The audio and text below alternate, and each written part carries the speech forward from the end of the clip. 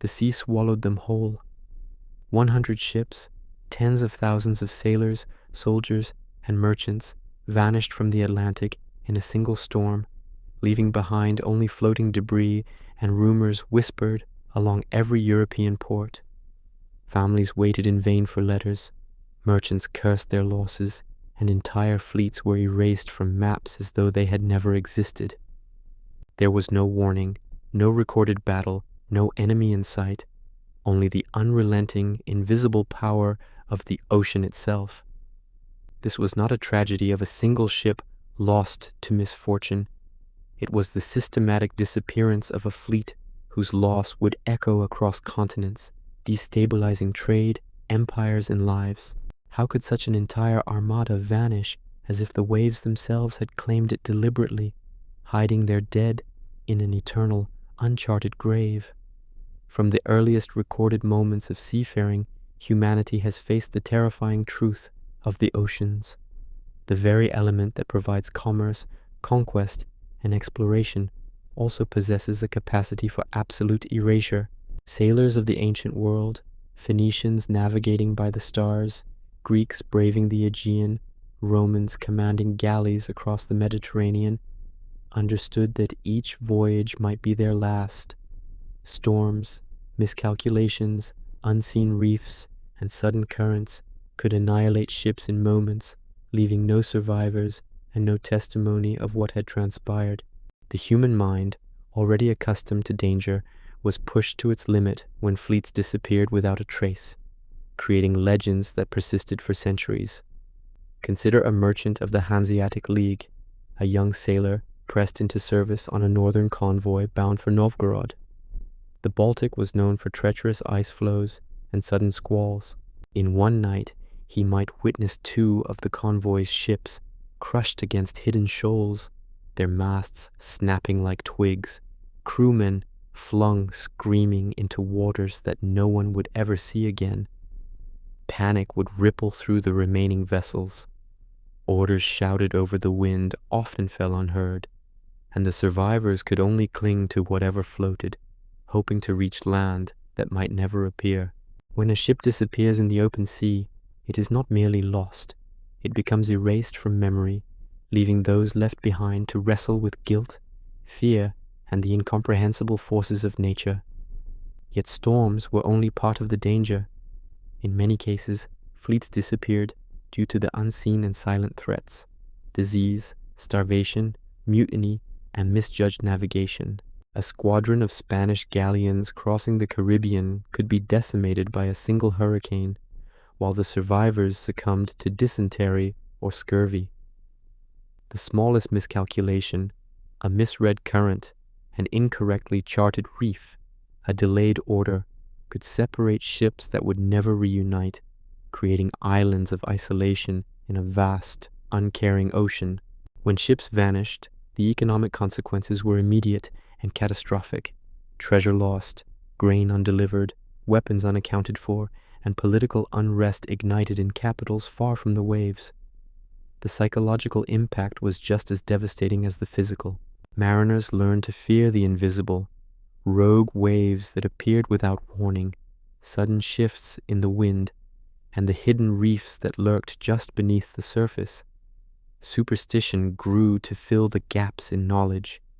Sailors spoke, in hushed tones, of ghostly lights on the horizon, phantom sails that vanished when approached, and the restless spirits of those claimed by the deep. Legends of entire fleets consumed by divine wrath or the vengeful sea were passed from harbor to tavern, adding layers of narrative to reality. Fear became part of survival, as each crewman navigated not only the physical dangers of the ocean, but also the invisible pressure of mortality. Even when weather and disease were not the culprits, human error and misjudgment proved equally lethal. Commands delayed, messages lost, and inadequate provisions could leave ships isolated and vulnerable. Naval fleets, built to dominate and project power, often fell victim to the very scale and coordination they relied upon. A single ship falling behind could drift into currents no one anticipated. A miscalculated turn could send an entire flotilla onto shoals hundreds of miles from any safe harbor. The ocean, indifferent to rank or nationality, reduced sailors and officers alike to the same fragile mortality, emphasizing that mastery of the sea was always partial and fleeting. By the end of the medieval period, the disappearance of fleets had taken on a new resonance. Entire trading convoys vanished, sometimes repeatedly, in the treacherous waters of the North Sea, the English Channel, and the Mediterranean. Nations invested in fleets as symbols of power, yet the sea remained unpredictable, and human ambition could not fully dominate it. Each loss carried both human and economic cost, reverberating through ports and courts alike. Merchants, monarchs, and sailors alike were forced to acknowledge that even the most powerful armadas were, ultimately, at the mercy of forces far greater than themselves. This is the stage on which the human drama of lost fleets unfolds, a vast, often empty stage where the horizon is a line of uncertainty and the actors, sailors, captains, merchants, soldiers perform under conditions of constant danger. The ocean exacts its toll with precision and indifference, erasing history one ship at a time, leaving no record beyond floating timbers, a few survivors, and the whispers of those left behind. To understand the vanished fleets of history is to confront the fragility of human enterprise, the unrelenting power of nature, and the stories that emerge from absence, loss, and the unknowable. From the ghostly fleets of antiquity to the vanished armadas of the age of sail, the pattern remains consistent. The sea takes, often without explanation, leaving humans to reconcile with the mysteries and dangers that lie beyond the horizon. The first part of this journey is not about explanation, but about immersion, feeling the cold spray on the deck, hearing the groan of timber under storm, sensing the mounting dread as a fleet is swallowed whole. Only by understanding the terror, endurance, and human experience of these vanished ships can we begin to grasp the scale and persistence of maritime disappearance through history. The Mediterranean, cradle of empires, was no safer than the open ocean. The Phoenicians, whose fleets carried timber, silver, and cedar from the Levant to every corner of the known world, understood the fragility of their craft. Each voyage was a negotiation with forces beyond comprehension, sudden squalls, shifting currents, and waters that could hide a reef beneath deceptively calm waves. Ancient records hint at fleets disappearing entirely, swallowed by storms before they could return to harbor. Merchants waited on quays for weeks, then months, hoping for sails on the horizon. When none appeared, they faced ruin, debts unpaid, cargo lost, and families left with only rumor and grief. Greek navies, often engaged in both trade and war, experienced similar fates. The Athenian fleet, even at the height of its power, suffered repeated losses not from battle, but from the sea itself.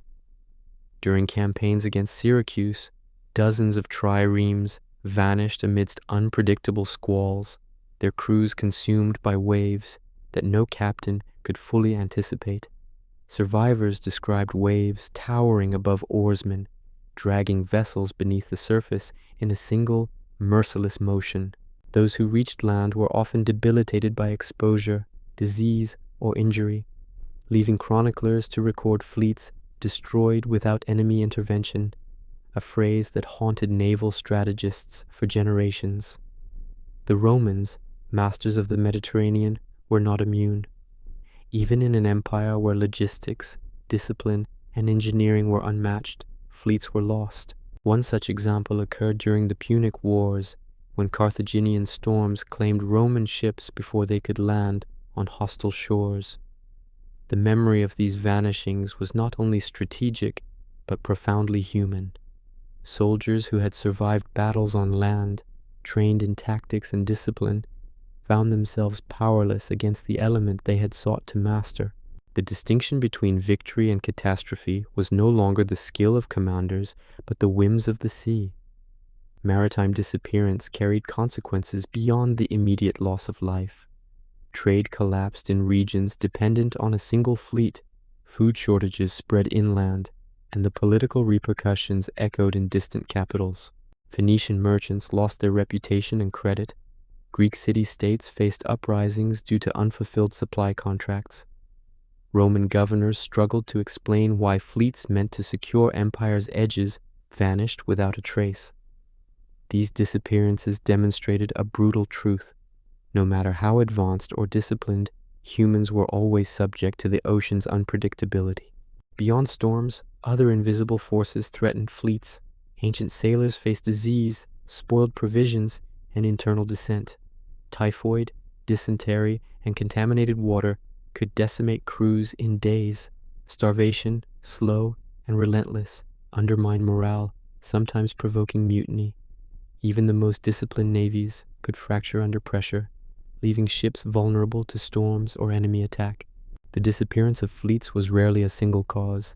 It was the convergence of environmental, logistical, and human factors, each compounding the other until survival became impossible.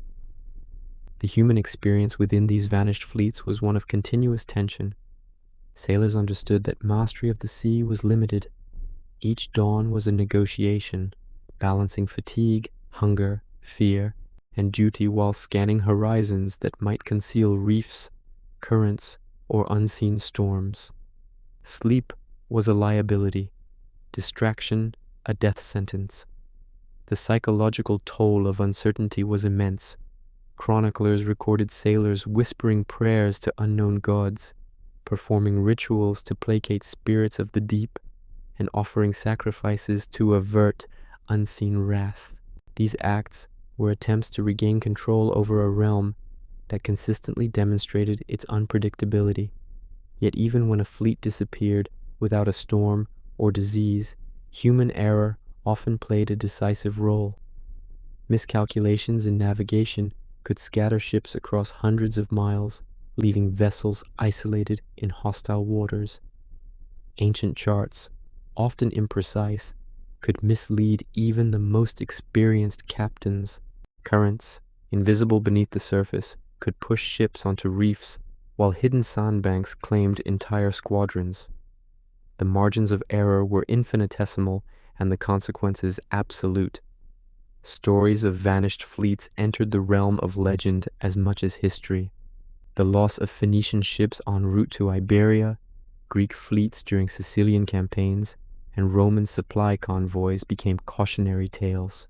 Survivors spoke of empty horizons, broken oars, and flotsam that carried no survivors. Coastal towns recorded bodies washing ashore with no ships in sight. Communities absorbed the shock of absence, the unknown becoming a space for fear, speculation, and superstition.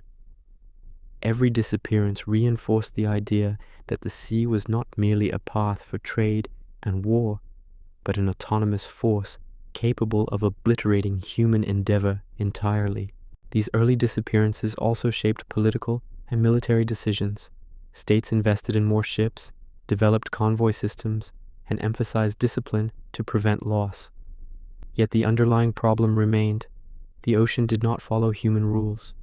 Even fleets with superior numbers, training, and supplies could be undone by circumstances beyond control. For empires whose power relied on maritime dominance, the stakes could not have been higher.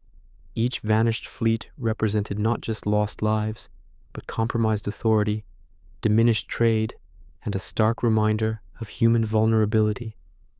The pattern established in ancient times would repeat for centuries. Human skill, preparation, and ingenuity could mitigate risk, but never eliminate it. Fleets vanished, sometimes for reasons never fully understood, leaving empty horizons and unanswered questions. The psychological, economic, and political consequences rippled across societies, embedding the fear of the sea deep into the human consciousness. These early vanished fleets were the first ghosts of maritime history, shaping the myths, strategies, and endurance of every sailor who followed. As the Mediterranean gave way to the Atlantic and beyond, these lessons would carry forward.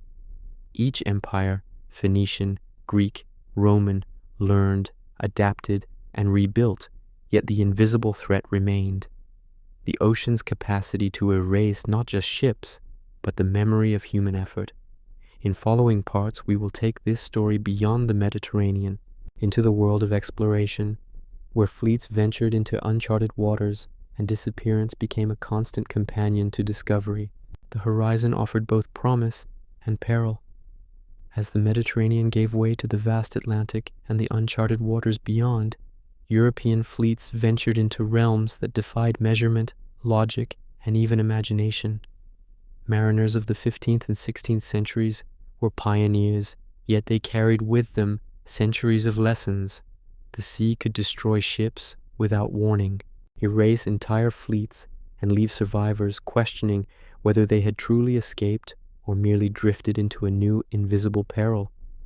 Exploration demanded courage, but it exacted a toll measured in vanished ships, broken crews, and unrecorded deaths. Portuguese caravels threading their way down the west coast of Africa discovered currents, shoals, and storms previously unknown to European sailors. Each voyage was a delicate negotiation with forces invisible to human eyes. A single miscalculation in latitude or misreading of the stars could drive a fleet onto jagged reefs, scatter ships across hundreds of miles, or strand sailors on inhospitable coasts. Chroniclers describe the anguish of captains who watched fleets vanish over the horizon, knowing that no amount of skill or discipline could guarantee survival against the unknown. The ocean had expanded in size, and with it, the scope of disappearance.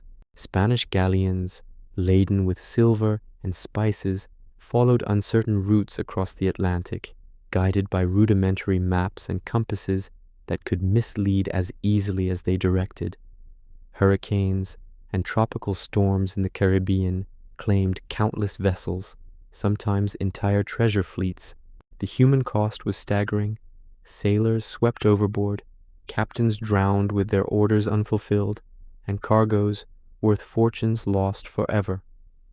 Survivors spoke of a sea that moved unpredictably, as if possessing consciousness, shifting its currents and waves with malice or indifference. Each disappearance left a void, a silence across the ocean that resonated in ports, courts, and markets back home. Navigational limitations compounded the danger. Latitude could be estimated, but longitude remained a mystery, leaving fleets to drift without precise knowledge of their position. Star charts, imperfect and inconsistent, sometimes sent entire squadrons away from safe harbors. Even the most seasoned captains could be undone by currents that pulled ships off course, hidden sandbanks, and shallow reefs. Ships that seemed in perfect formation could be separated by miles in an instant, leaving some to perish while others reached safety. The fragile coordination of human enterprise could never fully overcome the chaos of the sea. The human experience aboard these fleets was a constant tension between awe and terror.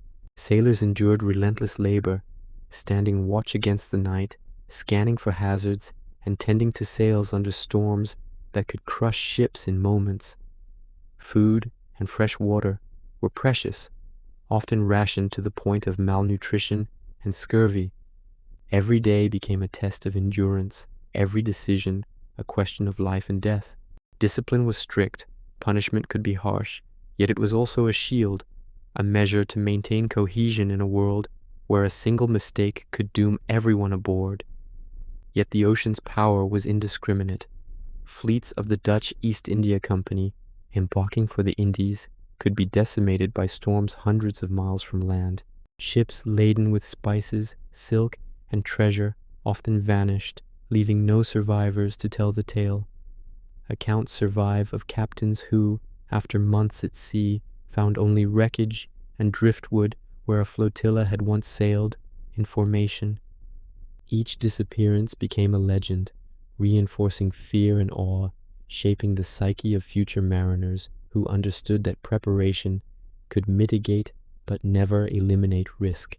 Exploration also introduced unforeseen threats, uncharted reefs, treacherous tides, and coastal waters that seemed calm yet concealed jagged rocks. In these regions, fleets could vanish without trace, leaving no bodies and no ships, only whispers of lost men carried by currents to distant shores. Observers in ports could only speculate. Had the ships succumbed to storms, collided with hidden reefs, or been lost to human error?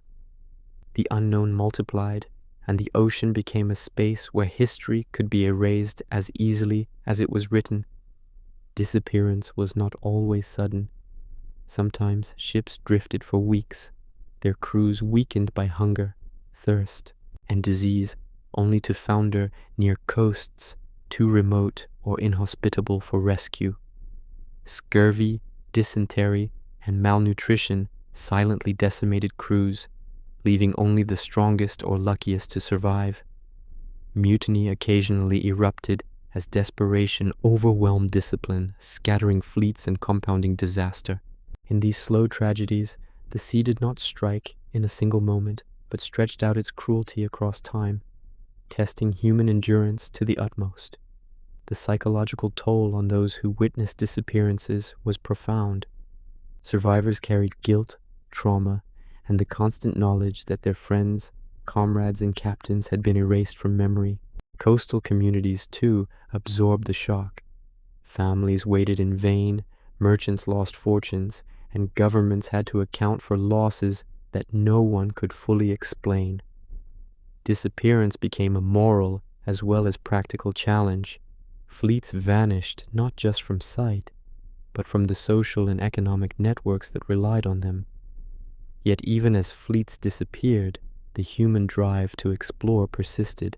Portugal, Spain, England, and later the Netherlands pressed onward, charting the coasts of Africa, the Americas, and Asia, sending fleets into waters no human had ever crossed. Each loss became both a warning and a lesson, shaping navigational practices, ship design, and the discipline of sailors. Exploration and disappearance were inseparable. To reach the unknown was to confront the ever-present possibility of vanishing. These voyages laid the groundwork for centuries of maritime mystery. Fleets that disappeared in the Atlantic, Caribbean, or Indian Oceans became legends, inspiring fear, superstition, and awe. Human endurance, technical skill, and discipline were tested against a vast, indifferent ocean that claimed ships and lives without reason. The age of exploration revealed that disappearance was not an anomaly, but an intrinsic part of life at sea, a constant shadow that haunted sailors, merchants, and empires alike. The horizon was a theater of terror as much as it was of commerce. Sailors whispered of ships that moved without crews, lights flickering over waves where no vessel should exist. Tales of the Flying Dutchman had their origins in real losses. Squadrons caught in sudden storms, separated from their formation, drifting far beyond sight of land. Mariners told stories not only to explain the inexplicable but to warn.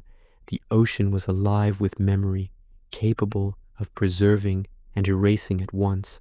A fleet could vanish entirely, yet the echoes of its existence lingered in the currents, in floating debris, and in the nightmares of those left behind. Ghost ships were more than superstition. They were vessels of experience, warnings carried across generations. In the North Sea, merchants spoke of schooners appearing out of fog, rigging torn, sails flapping without a hand to guide them. Dutch and English fleets reported phantom lights dancing above the water, leading them to believe that fellow sailors had survived impossible storms, only to be claimed by the same sea that had spared them momentarily. These stories intertwined with real maritime disasters. Fleets had truly been separated, stranded, or lost to hidden shoals, and the imagination shaped the narratives that made sense of absence. The Mediterranean held its own spectral warnings. Venetian sailors recounted galleys returning from the Levant with empty decks, cargo intact, but crews vanished, as if the wind had stripped life itself from the ship. Superstition mingled with fact. Storms were real, disease was real, but the human mind, faced with total loss, constructed patterns to explain what could not otherwise be explained.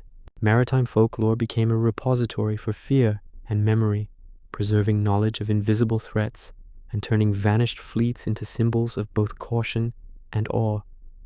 These ghostly tales were deeply human. Families of missing sailors imagined their loved ones wandering endlessly across the waves, while captains feared the judgments of both men and gods. For sailors, the unseen became as potent as the visible. Hidden currents, shifting tides, and unexplained lights on the horizon shaped every maneuver, every decision, every night at sea. The legend of a ship appearing suddenly and then disappearing without a trace was a story of anxiety made tangible, a narrative scaffold for understanding the unpredictability of life on the water. At times, myth overlapped with recorded disaster. English convoys in the Atlantic reported ships lost in fog that later reappeared under mysterious circumstances, their crews disoriented, provisions depleted, and logs confusingly incomplete. Portuguese explorers in the Indian Ocean described fleets dispersed by cyclones, with some ships returning months later, bearing testimony to unseen hazards encountered during isolation. Ghost ships were often survivors' vessels, transformed by absence, fatigue, and the ocean's cruelty into stories that blurred the line between reality and legend. Cultural memory amplified these events.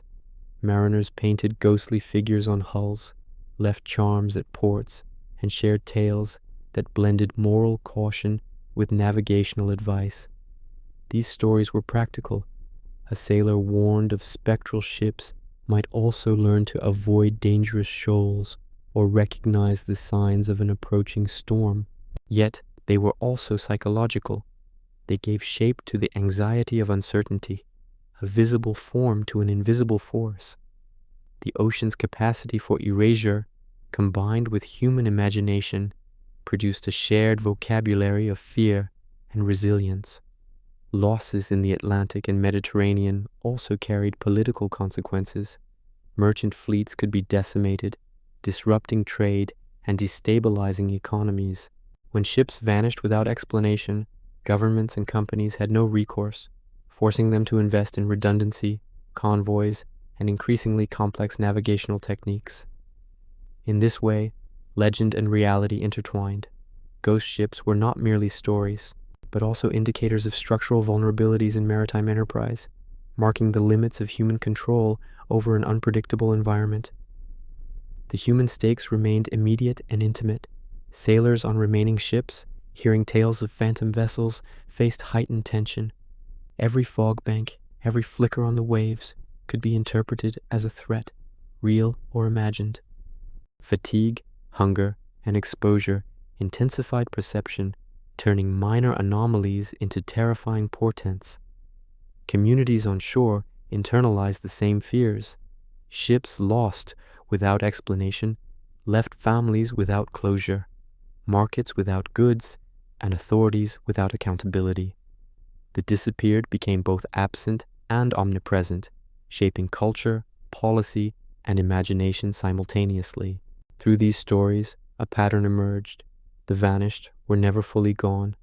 Floating wreckage, messages in bottles, or bodies carried by currents became tangible reminders of impermanence, while legends kept memory alive where evidence could not. Ghost fleets were repositories of human experience, survival, and tragedy, carrying the lessons of absence across oceans and generations. Even as technology and navigation advanced, the psychological imprint of disappearing ships remained, a testament to the enduring power of the sea. In the end, ghost ships were as much about humanity as the ocean. They embodied the tension between knowledge and ignorance, mastery and helplessness. Sailors, captains, and families learned that the sea could erase human effort, yet preserve its consequences in memory, superstition, and culture. The vanished fleets of the Mediterranean and Atlantic became the first of many maritime enigmas, a bridge between historical disaster and legend, and a haunting reminder that the sea's judgment is both impartial and absolute. The North Sea was a realm of constant menace. From the cliffs of Norway to the low coasts of Flanders, Medieval fleets sailed under skies that could turn from serene to furious in an instant. Hanseatic convoys carrying grain, timber, and salted fish ventured forth with the calculated optimism of merchants who understood the stakes, but not the certainty of survival. Each voyage was a gamble. The ocean promised wealth and connection, yet it demanded endurance, skill, and luck beyond measure. When fleets disappeared, the consequences rippled across towns and courts, leaving families, communities, and economies in turmoil. Storms were relentless arbiters of fate. The winter gales of the North Sea could arise with little warning, driving waves higher than ship decks, flooding holds, and tearing masts from their timbers. Accounts from chroniclers record fleets lost in single nights, entire convoys swallowed without a trace. Survivors who washed ashore were often unrecognizable, their skin blackened from exposure, their bodies emaciated from hunger, their minds haunted by the screams of comrades lost to the water. Even the strongest ships could founder against reefs or be dashed against the rocky coast, illustrating that in medieval times, the ocean was both a route to prosperity and a relentless executioner. Piracy compounded the danger. The Baltic and the Channel teemed with opportunists who attacked isolated ships or small convoys. Merchant captains learned to sail in tight formations, but even disciplined fleets could be scattered by storms or currents, leaving vessels exposed. Ships that disappeared could fall victim not to waves or wind, but to human malice. Boarding parties, fires set on deck, and the theft of goods often claimed the lives of those aboard. For medieval sailors, every disappearance was a blend of natural and human peril, a reminder that survival depended on vigilance and cooperation at every moment. Disease and starvation were silent killers aboard these vessels. Long voyages meant stores of food and water had to last weeks, sometimes months. Spoiled provisions could cause dysentery, typhoid, or scurvy, weakening crews to the point that the fleet's discipline could not be maintained. Mutinies sometimes erupted, leaving ships adrift or leading to catastrophic misnavigation. Chroniclers of the Hanseatic League describe ships lost not to storm or attack, but to disease-ravaged crews, drifting until they struck reefs or were claimed by the depths. These vanishings carried both human tragedy and economic consequence, as cargoes vital to urban populations never arrived. The human experience on these fleets was one of constant tension.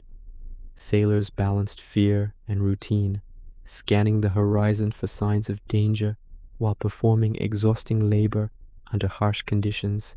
Each moment at sea required skill, courage, and an understanding that death could come silently.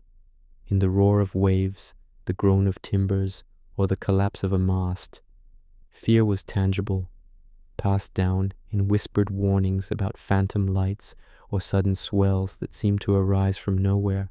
These were not mere superstitions. They were the accumulated knowledge of generations who had witnessed fleets vanish and understood that the ocean was a living, calculating force indifferent to human mastery. The political consequences of fleet disappearances were significant. Merchant cities relied on predictable trade to feed their populations, maintain credit, and fund defenses.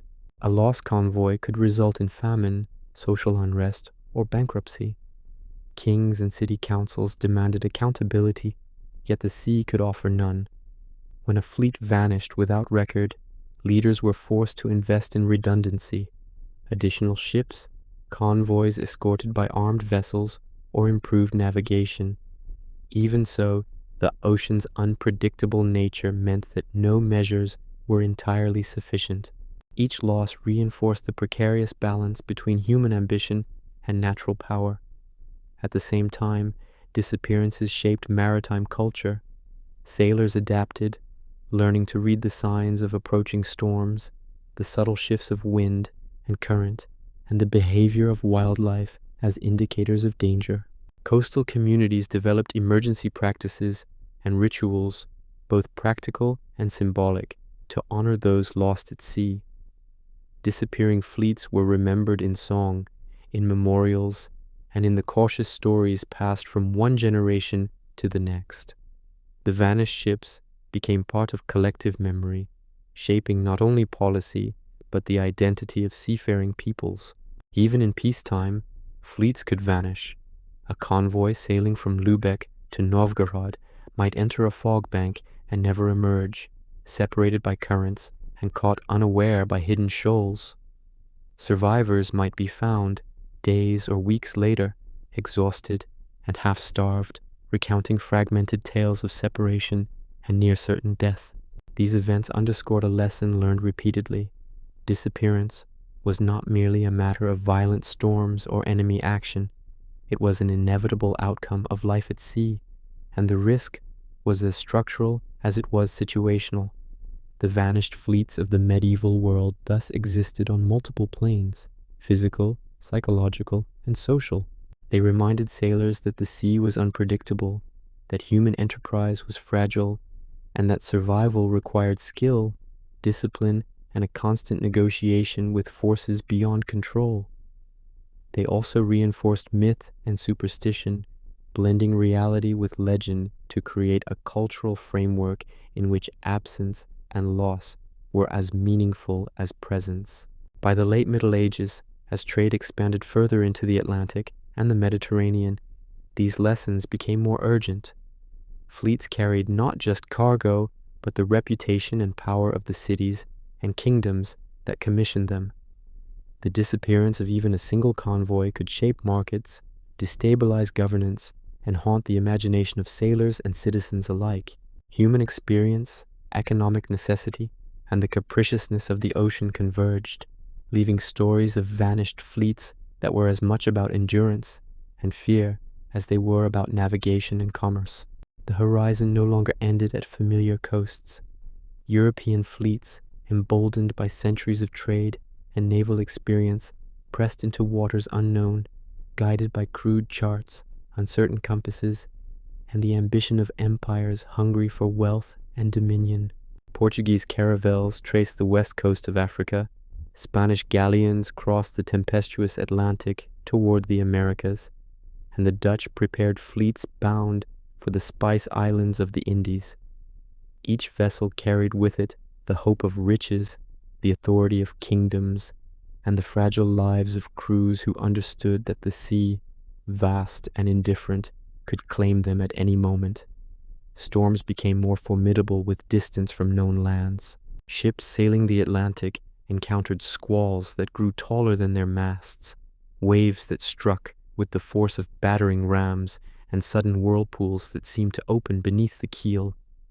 Entire fleets could vanish in a single night, leaving no trace beyond scattered wreckage or debris washed ashore months later. Chroniclers of the period described captains clutching charts as if they were talismans, sailors whispering prayers in multiple tongues, and fleets dissolving into fog and darkness.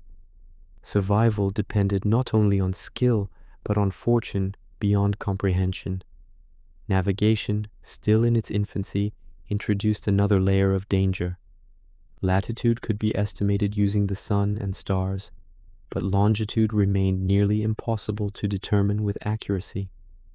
A single miscalculation could send a fleet hundreds of miles off course, stranded in unknown waters, or dashed against hidden reefs. Maps were often outdated or drawn from second-hand accounts, rendering voyages into oceans that were little more than conjecture. Human error amplified the risks inherent in natural hazards. Fleets scattered, ships drifted, and crews perished, leaving nothing for historians but speculation and fragmented records. Beyond storms and misnavigation, disease and scarcity silently decimated fleets.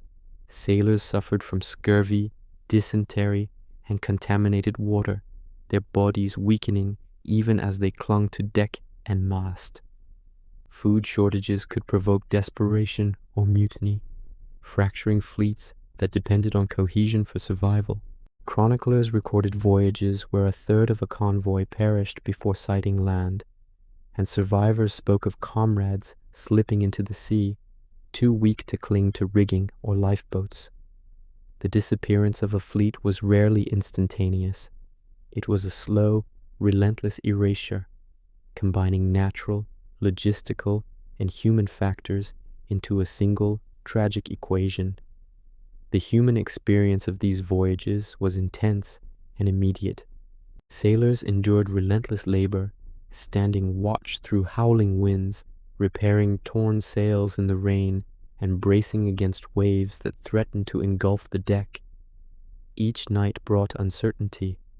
Would they reach the next harbor, or be cast into an abyss where no rescue awaited? The psychological burden was as heavy as the physical. Rumors of ghostly ships, spectral lights, and cursed waters circulated among crews, shaping behavior and belief. These stories, rooted in observed phenomena and collective fear, became an essential part of maritime strategy. Heeding warnings could mean life or death. The stakes were global. Fleets carried silver from the Americas, spices from the East Indies, timber from the Baltic, and soldiers to enforce empire. A lost fleet could disrupt trade, spark famine, or weaken a nation's military posture. Spain's treasure fleets, laden with gold and silver, vanished in hurricanes, their loss undermining royal finances and altering political calculations in distant capitals. The Dutch and Portuguese faced similar fates, losing entire squadrons to storms and misfortune in the Indian Ocean, leaving ports waiting in desperation and merchants ruined. These disappearances highlighted the delicate balance between human ambition and the sea's vast, unpredictable power. The age of exploration also revealed how fleets could vanish without storms. Currents and tides could sweep ships into uncharted waters, leaving them isolated and adrift for weeks. In some cases, explorers discovered unknown islands, only to realize that fellow ships in the same expedition had disappeared entirely, victims of separation, disease, or navigational error. For survivors, the experience was harrowing. The tension of isolation, the struggle to maintain discipline, and the constant threat of starvation or exposure forged endurance, but exacted a psychological toll that would haunt them for life. Piracy and hostile encounters further complicated oceanic voyages. Fleets moving toward new trade routes risked not only nature but human violence. Pirates or rival nations could exploit isolated or weakened vessels, attacking convoys in remote waters. Even when fleets survived storms, they faced ambushes or strategic sabotage, demonstrating that disappearance could be both an act of nature and human intervention. Captains learned to combine defensive formation with careful navigation, yet the ocean's unpredictability remained the ultimate arbiter. The lessons of vanished fleets were incorporated into maritime culture. Sailors developed rituals, shared warnings, and cultivated an acute awareness of environmental cues, cloud formations, wave patterns, and wildlife behavior. These practices were practical as well as psychological, fostering survival and cohesion in crews facing near constant danger. Yet no preparation could guarantee safety. Each fleet sent across the unknown seas carried the possibility of erasure, the potential to vanish from memory as thoroughly as from the physical world. Through these voyages, the world began to understand the limits of human mastery over the ocean. The age of exploration expanded horizons but also magnified risk. The farther fleets sailed, the more spectacularly and unpredictably they could disappear, leaving stories that blurred the line between disaster and legend. Mariners, merchants, and monarchs alike learned that wealth and ambition were fragile against the sea's indifference, and that human endurance, while remarkable, had boundaries defined by wind, wave, and misfortune. In this era, disappearance became both a lesson and a legend. Ships vanished, sometimes silently into storms, sometimes slowly, under disease and starvation, sometimes under the unseen hand of currents or human error. Survivors returned with fragmented tales, debris drifted to distant shores, and chronicles preserved only partial accounts. The age of exploration revealed that the ocean's vastness was both a canvas for ambition and a crucible of mortality, where fleets disappeared and human stories were rewritten if they survived at all. The Caribbean was a crucible of wealth, power, and peril, where the Spanish treasure fleets carried fortunes that could fund empires and vanish entirely beneath the ocean's wrath. Galleons bristling with gold, silver, and precious cargo left Havana and Veracruz with calculated precision, only to be consumed by hurricanes, misnavigation, or misfortune that no human could control. A storm could rise without warning, turning calm waters into a violent expanse of foam and timber.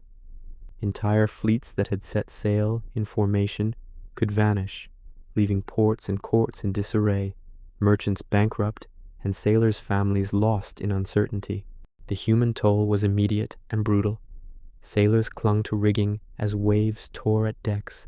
Men were flung into the water with terrifying suddenness, and cries for help were swallowed by the roar of the storm. Those who survived clung to lifeboats, debris, or the mercy of currents, drifting for days, often witnessing the bodies of companions swept away.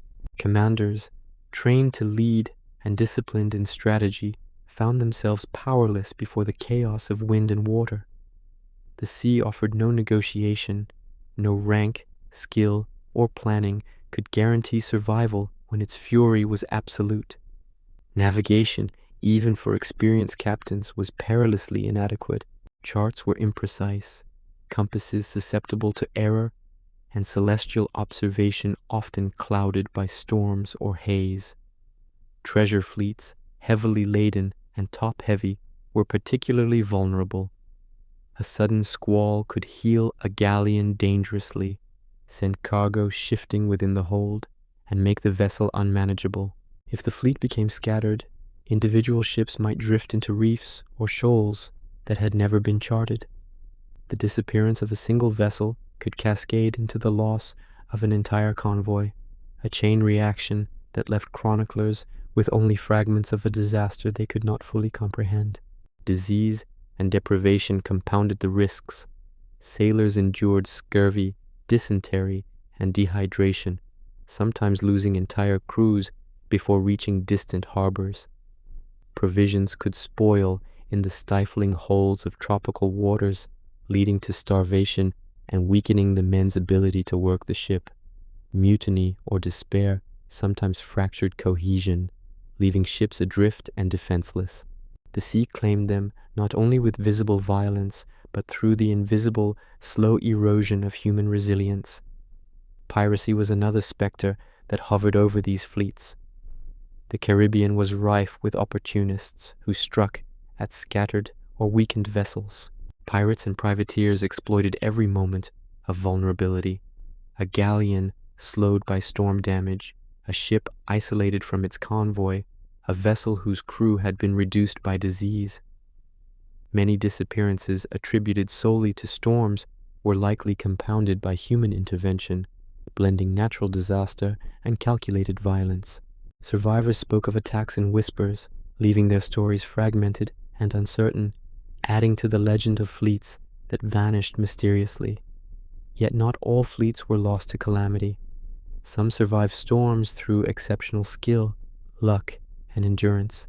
Those that did return carried tales of horror, ships shattered, cargo ruined, comrades lost, and the merciless caprice of the sea evident in every scarred plank and twisted mast. These stories reinforced a shared understanding among mariners. The sea's judgment was absolute, and no fleet, however powerful, was immune to its fury.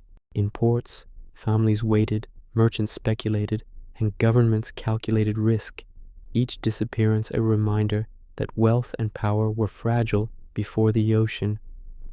Economic and political consequences were staggering. The loss of treasure fleets could destabilize monarchies, disrupt trade, and ignite conflicts over succession or repayment of debts. Merchants who had invested fortunes in the voyages faced ruin, while coastal towns that relied on supplies from these fleets teetered on the brink of famine.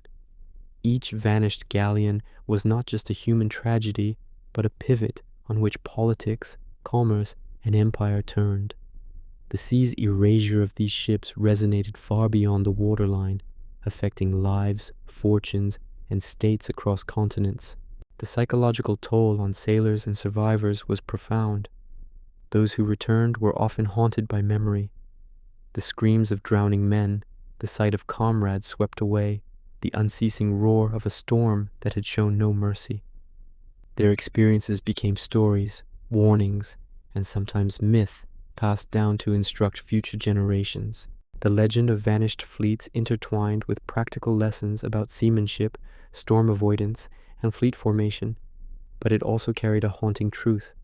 Even the most prepared and disciplined could be undone by forces beyond comprehension. The treasure fleets of the Caribbean illustrate a larger principle that would persist throughout maritime history. Disappearance was not anomaly, but inevitability. Storms, disease, piracy, and human error combined in unpredictable ways, erasing ships, crews, and cargo from the known world. Survivors returned with only fragments of explanation, leaving gaps filled by rumor, legend, and collective imagination. Humanity's struggle against the sea was both practical and existential. Each fleet represented the best of planning and courage, yet it could vanish entirely in the span of hours or days. In these vanished fleets, one sees the convergence of ambition, vulnerability, and endurance. The Spanish galleons, weighed down with riches and purpose, were at the mercy of the ocean's indifferent power. Sailors faced fear that was immediate, visceral, and unrelenting, a constant companion to labor and navigation. Merchants and monarchs felt the consequences of disappearance thousands of miles away, in cities and courts unprepared for the sudden absence of ships that were meant to sustain empire and commerce. The vanished fleets of the Caribbean stand as a testament to the perilous balance between human ambition and the forces of the natural world. The Indian Ocean was an arena of ambition, commerce, and danger, unlike any European fleet had previously encountered. By the early 17th century, the Dutch East India Company, or VOC, had established vast trade networks, sending heavily armed fleets across thousands of miles of unpredictable water. English and Portuguese fleets competed fiercely in the same waters, each ship carrying precious spices, textiles, silver, and soldiers. Yet despite discipline, firepower, and experience, ships continued to vanish, sometimes whole squadrons, leaving behind only whispers in port towns and fragments of wood and cargo washing ashore months later. The ocean itself was a labyrinth of peril. Monsoons could shift in intensity within hours, transforming calm seas into raging maelstroms. The Straits of Malacca, narrow and treacherous, claimed vessels with the suddenness of a predator. Currents surged around islands, reefs concealed beneath deceptively calm waters, and tides could strand a ship in minutes. Even the most experienced navigators, familiar with prevailing winds and currents, could miscalculate, leading to separation of fleets or grounding on unknown shoals. The disappearance of a single ship often initiated a cascade. Other vessels, attempting to assist or maintain formation, were caught in the same hazards, and entire squadrons could vanish from history in a single storm. Human error compounded natural danger. Fleet commanders relied on long lines of communication, signal flags, and visual observation, yet in the vastness of the ocean, a delayed order or misread signal could scatter vessels irreparably. Supplies had to last months, and miscalculation in provisioning could mean starvation or scurvy before reaching port. Disease, often invisible until it struck, ravaged crews weakened by salt, sun, and fatigue. In some cases, ships were abandoned by their own men, desperate for survival and believing the vessel itself cursed or doomed. When fleets disappeared, the reasons were rarely singular. A deadly combination of weather, disease, fatigue, and human judgment erased entire flotillas from memory. The human experience aboard these fleets was a constant negotiation with fear and endurance. Sailors, many pressed into service for the VOC or English companies, spent long hours at the oar or tending sails, muscles raw and hands blistered. Nights brought no respite. The faint creak of timbers, the whisper of wind across canvas, and the distant roar of waves provided a constant reminder of mortality. Men spoke quietly of ships that had disappeared before them, of comrades lost, of waters where the ocean seemed to claim human effort with cruel impartiality. Fatigue sharpened anxiety, yet discipline remained essential. Without cohesion, a fleet could disintegrate under pressure, hastening disappearance.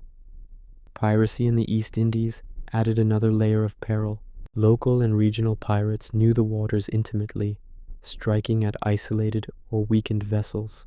Some ships vanished not to the sea alone, but to human violence executed with precision and speed. Survivors returned with fragmented accounts, some telling of boarding attacks and ambushes, others only recalling sudden storms that seemed too coincidental to be natural. In these waters, disappearance was never merely a matter of environment. It was a complex interplay of human, mechanical, and natural forces. The stakes were immense. VOC fleets carried spices worth fortunes, essential for European markets and the wealth of nations. The loss of a single ship could ruin investors, destabilize trading posts, or provoke political repercussions thousands of miles away. Crews who survived storms faced months of recovery, while the dead became names in ledgers or whispers in coastal villages. The emotional weight was profound. Sailors understood that each voyage carried not just personal risk, but the burden of entire economies and empires, and that the sea could erase both in a single instant. Beyond storms, disease, and piracy, isolation was a killer in itself. Ships separated from their squadrons faced a relentless psychological challenge.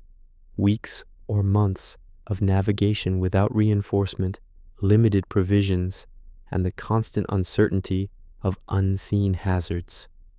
Chroniclers describe captains maintaining fragile discipline, issuing orders to crews weakened by illness or exhaustion, while the horizon offered no reassurance.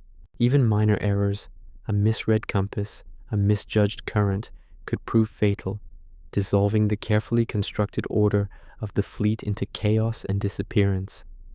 Yet, within this relentless danger, human endurance persisted. Sailors adapted, learning the subtleties of wind and wave, the signs of approaching storms, and the behavior of coastal geography that might save or doom them. Crew cohesion, morale, and skill determined survival as much as luck. Those who returned carried knowledge that shaped future voyages, improved charts, better provisioning, and tactical adjustments.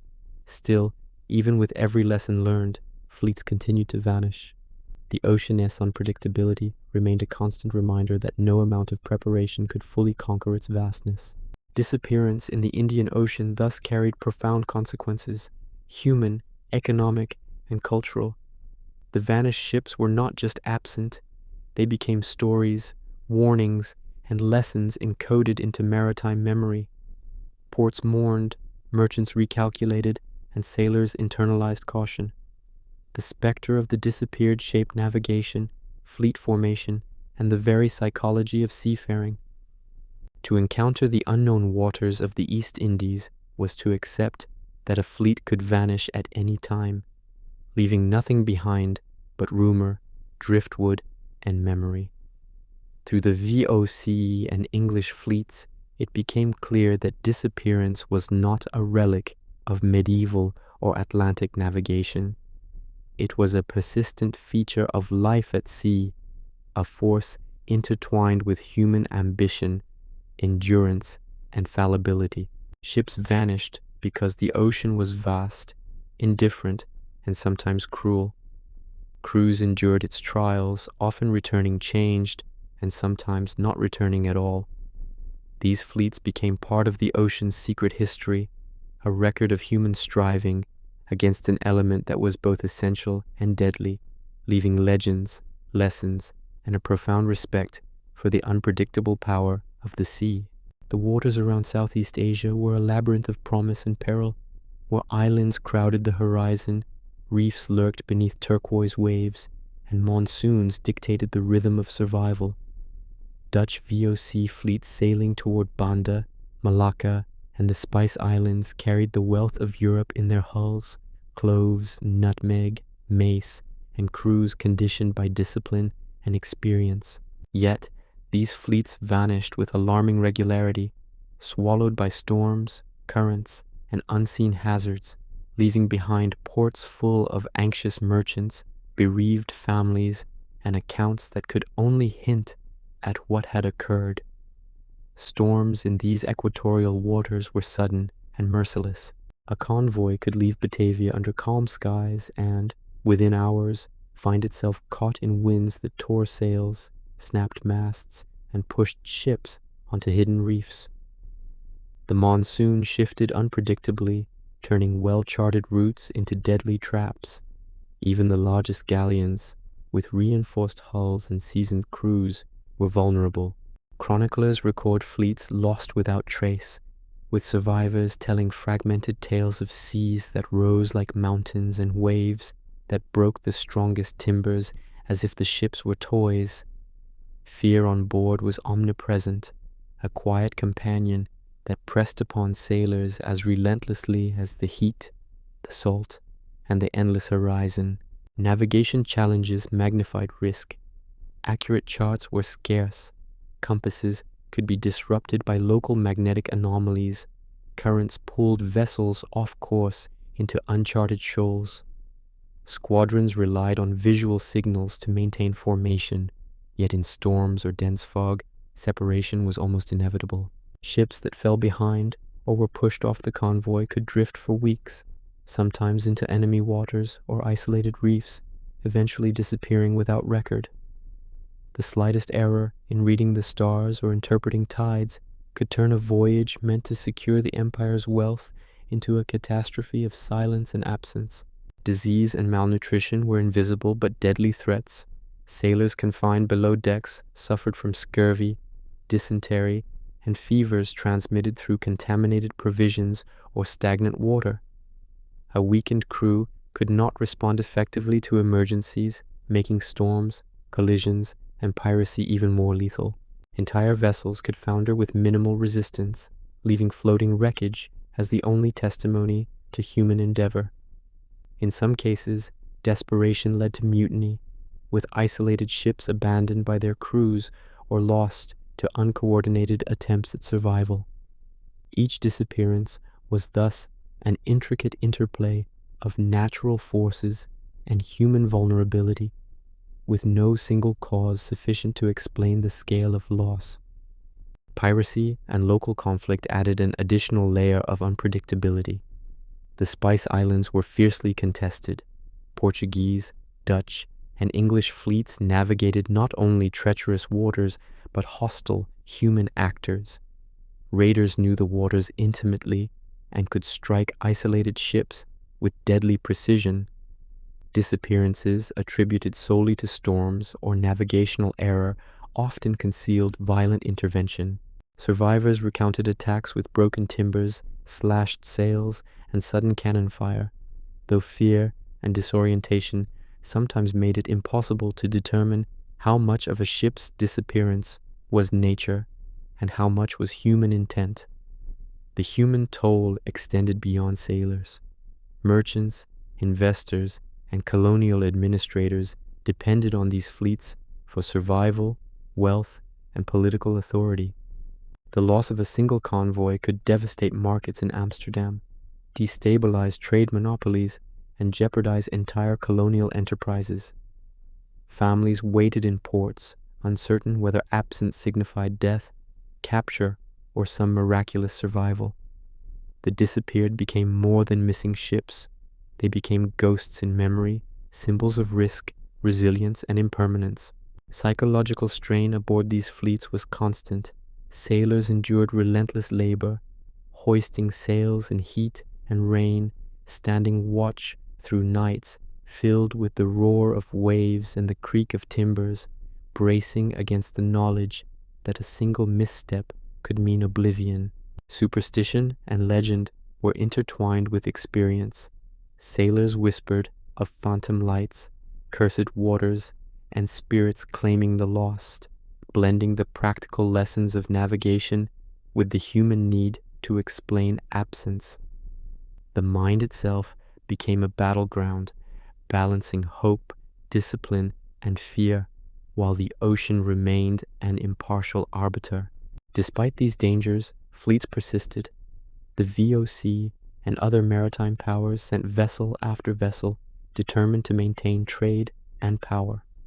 Each voyage carried lessons in navigation, shipbuilding, and leadership, gradually reducing, but never eliminating, the likelihood of total disappearance. Recovered knowledge shaped future expeditions, but the Indian Ocean and its archipelagos remained a domain where fleets could vanish without a trace, leaving chroniclers, cartographers, and survivors to piece together events from fragments of memory and debris. The vanished fleets of Southeast Asia illustrate the intersection of ambition and vulnerability. Wealth, empire, and human effort were constantly at odds with the ocean's vastness and unpredictability. Sailors, merchants, and commanders all understood that no matter how well prepared, disappearance could occur. Fleets dissolved in storms, disease, or violence, leaving absence as the only constant. These losses shaped the maritime history of the Indies, influencing trade policy and cultural memory, and establishing a pattern that would persist throughout the age of sail. The ocean would claim its due, and human endeavors could vanish as easily as the waves swallowed them. Through these narratives, one sees the ocean as both facilitator and destroyer. It carried goods, ambition, and human lives across thousands of miles, yet remained indifferent to all. Fleets vanished, survivors returned with fragmented tales, and the memory of what had been lost shaped behavior, policy, and maritime culture for generations. The Indian Ocean's ghost fleets became emblematic of a truth sailors would never forget. The sea was vast, unpredictable, and absolute, and no matter the courage, discipline, or wealth aboard a vessel, disappearance was always a possibility. By the late 17th century, the Indian Ocean had become a theater of both wealth and annihilation, where the Dutch East India Company and English East India Company dispatched massive convoys laden with spices, textiles, silver, and human lives. Fleets numbered in dozens of ships, each a floating city of timber, canvas, and men moving in disciplined formation across waters whose currents, reefs, and monsoons could render the most meticulous planning futile. The ocean seemed to claim what it willed, and even fleets carefully prepared and heavily armed could vanish without a trace, leaving only chaos and silence behind. The monsoon season was the greatest arbiter of fate. From May to September, storms would rise with terrifying suddenness, winds bending masts as if they were reeds, waves smashing against hulls with unrelenting force. Chroniclers describe ships pitching at impossible angles, water cascading over decks, and sailors swept into depths with alarming frequency. Captains clung to rudders with knuckles white and minds numbed by exhaustion, issuing orders over the roar of a storm that seemed intent on dissolution. Entire convoys could be fractured in moments, scattered across hundreds of miles, some never to regroup. The vanished were often assumed dead before confirmation could be made, leaving families, merchants, and governments in prolonged uncertainty. Navigation challenges compounded the danger. Longitude remained nearly impossible to determine with precision, while charts were drawn from incomplete observations, sometimes decades old. Fleet commanders had to interpret currents, tides, and winds over thousands of miles, often with men weakened by malnutrition, scurvy, and disease. One miscalculation could strand a ship on a hidden reef or push it into the path of hostile forces. When multiple ships vanished simultaneously, it was seldom due to a single cause. Storms, misnavigation, disease, and human error converged in a perfect storm of disappearance. The human toll was immense. Crews, often numbering hundreds per ship, endured relentless labor while balancing fear, fatigue, and illness. Sailors spent long hours adjusting sails in wind and rain, maintaining rigging as masts groaned under pressure, and keeping watch through nights where darkness was punctuated only by the roar of waves and the occasional flash of lightning. Disease silently weakened the strongest men, while hunger gnawed at endurance, eroding both strength and morale. Survival depended on both skill and luck, and many perished not in spectacular disasters, but in the slow, cruel erosion of vitality over days or weeks at sea. Piracy remained an omnipresent threat. In the Strait of Malacca and surrounding waters, local and regional pirates, sometimes with tacit support from rival states, targeted isolated or storm-battered ships. Even the most formidable convoys could not prevent a determined, opportunistic attack, and survivors often returned with accounts of boarding actions, fire, and cannon blasts. When combined with the fury of nature, these human interventions ensured that disappearance was never merely an accident of the sea, but an intricate weave of natural and human forces, leaving historians and chroniclers with puzzles of loss that could rarely be solved. The stakes extended far beyond the deck. Fleets carried the lifeblood of empires, wealth necessary to fund armies, maintain ports, and sustain commerce. When fleets vanished, the consequences rippled across continents. Merchants in Amsterdam or London faced bankruptcy, governors struggled to maintain order, and distant monarchs learned that the sea's power could undermine empires without warning. Each lost fleet left not only a trail of human suffering, but also disrupted networks of trade, governance, and diplomacy, reinforcing the ocean's capacity to shape history through disappearance. Survivors bore profound psychological burdens. Those who returned from storms, piracy, or isolation were marked by trauma, memories of comrades swept into the sea, the desperate scramble for provisions, and nights spent clinging to wreckage under indifferent skies. Their stories became warnings and practical lessons, but they were also filled with myth and legend. Ghost ships, phantom sails, and unexplained lights were interpreted through the lens of fear and exhaustion, blending reality and imagination into narratives that would be retold for generations. Disappearance also drove technological and procedural evolution. Fleets learned to reinforce hulls, improve rigging, and adjust provisioning. Navigational practices were refined. Multiple compasses, careful observations of celestial bodies, and rudimentary charts gradually increased the chances of survival. Yet, no advancement could erase the fundamental unpredictability of thousands of miles of open water. Even the largest, most disciplined fleets faced the possibility of vanishing in the Indian Ocean's vast expanse, reminding sailors and merchants alike that control over the sea was always provisional, never absolute. The vanished VOC and English fleets were not merely incidents of loss. They were episodes of collective endurance, fear, and ambition.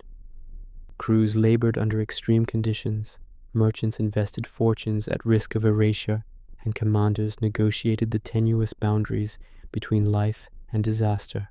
The Indian Ocean's history became intertwined with the concept of disappearance, where entire convoys could vanish, reshaping maritime strategy, culture, and human understanding of the sea. In this age, the ocean proved itself both conveyor of empire and arbiter of mortality. Ships disappeared into storms, were claimed by hidden reefs, succumbed to disease, or were attacked by unseen enemies. Survivors returned with fragmented accounts, debris drifted across coasts, and ghostly legends arose alongside historical record. In every vanishing fleet, the lesson was unmistakable. The sea demanded vigilance, courage, and humility, and it measured human ambition with absolute impartiality. The vast Pacific stretched beyond the imagination of even the most seasoned sailors of the 17th century. European fleets, having mastered the Atlantic and Indian Oceans, now sought passage across waters that were largely unmapped, dotted with countless islands, reefs, and shoals invisible to charts and often invisible even to the eye. Spanish galleons, Dutch flights, and Portuguese carracks set forth into this immense blue expanse, carrying treasures, spices, and human lives, each ship a fragile promise against the immensity of wind and wave. Yet the Pacific, though serene in appearance, harbored dangers capable of erasing fleets from memory, leaving only rumors, driftwood, and the faint echo of those lost. Storms in these latitudes were sudden and devastating. Tropical squalls could rise within hours, transforming gentle waters into mountainous swells that pounded decks and tore sails. Monsoon winds shifted unpredictably, pushing ships far from intended courses, scattering squadrons, and leaving vessels isolated in waters they could barely read. Chroniclers recorded fleets disappearing in a single night, captains found clutching charts, while men were swept overboard, and survivors adrift for days on fragments of what had once been a ship. The Pacific offered no warning and no mercy. Its scale amplified every error, every misfortune, and every weakness in human preparation. Navigation, still rudimentary by modern standards, was a constant trial. Latitude could be estimated by the sun, but longitude remained elusive. Maps were drawn from prior voyages, often decades old, and the slightest miscalculation could send ships hundreds of miles off course. Reefs hidden beneath calm waters or islands misplotted on charts became lethal traps. A single misplaced ship in a fleet could drift into disaster, and in the immense Pacific, the chances of rescue or reunion were infinitesimal. Human error merged seamlessly with the sea's power, and disappearance became inevitable for those who ventured too far from the known world. Disease, fatigue, and scarcity added silent, invisible threats. Sailors confined to hot, sweltering holds endured scurvy, dysentery, and fever, their strength fading while the ocean's perils mounted. Starvation and dehydration were constant companions, weakening men to the point that even minor storms could become fatal. On some voyages, the crew of a single ship might succumb entirely, leaving the vessel adrift, unsteered, and destined to vanish. These losses were slow, quiet, and merciless, often leaving no human witness to recount the events, except for the rare survivor who drifted into an unfamiliar port. Isolation was both physical and psychological. Weeks or months could pass without sighting another ship or a familiar coastline. Sailors clung to routines as a way to maintain sanity, adjusting sails, measuring distance, or scanning the horizon for signs of danger. Yet the vastness of the Pacific rendered these efforts fragile. The mind, under relentless stress, created its own specters, phantom sails, ghost lights, and stories of islands that appeared and disappeared with the shifting horizon. Sailors passed these tales along not merely as superstition, but as warnings encoded in human memory, part of a survival toolkit forged by experience and fear. Piracy, while less frequent in the open Pacific than in the Indian Ocean, remained a factor near trading posts and known islands. Opportunistic raiders exploited stragglers or ships weakened by storm or disease. In some cases, disappearances attributed solely to natural forces may have involved human intervention, though evidence was scarce. Survivors told fragmented stories, leaving historians and chroniclers to reconstruct events from half-truths, rumor, and drifted debris. The Pacific, like every ocean before it, was both theater and judge. balancing nature's impartiality with the unpredictable actions of men. The consequences of these vanishings extended beyond sailors and ships. Fleets carried wealth critical to empires, supplies essential to colonial settlements, and goods that sustained distant economies. When a fleet disappeared, the shock waves reached ports thousands of miles away. Merchants faced ruin, colonial governors feared unrest, and monarchs received reports of empty horizons where treasure-laden ships should have returned. Each disappearance reinforced the fragility of human endeavor against the immensity of the sea, and the stakes of oceanic ambition were etched in both human suffering and economic disruption. Even routine voyages were never free from peril. A fleet navigating between Polynesian islands or toward the Philippines could encounter reefs, sudden storms, or unexpected currents that separated vessels from the convoy. Ships that went missing without explanation became the basis of whispered legend among survivors and coastal communities. Names, dates, and cargo were recorded, but the details of loss were often impossible to reconstruct fully. The vanished fleets became symbols of human aspiration against the sea's indifferent might, their erasure shaping future navigation, policy, and maritime lore. Through the Pacific voyages, the limits of human mastery were starkly revealed. Sailors endured heat, storms, hunger, and disease, yet even the most skilled and disciplined crews could be swept away. The ocean measured human ambition and found it wanting at times, erasing fleets from memory with terrifying impartiality. Survivors returned changed, carrying stories that blended the practical and the mythical, and the knowledge of disappearance became an essential element of maritime culture and experience. The vanished fleets of the Pacific stand as monuments to both human endurance and vulnerability.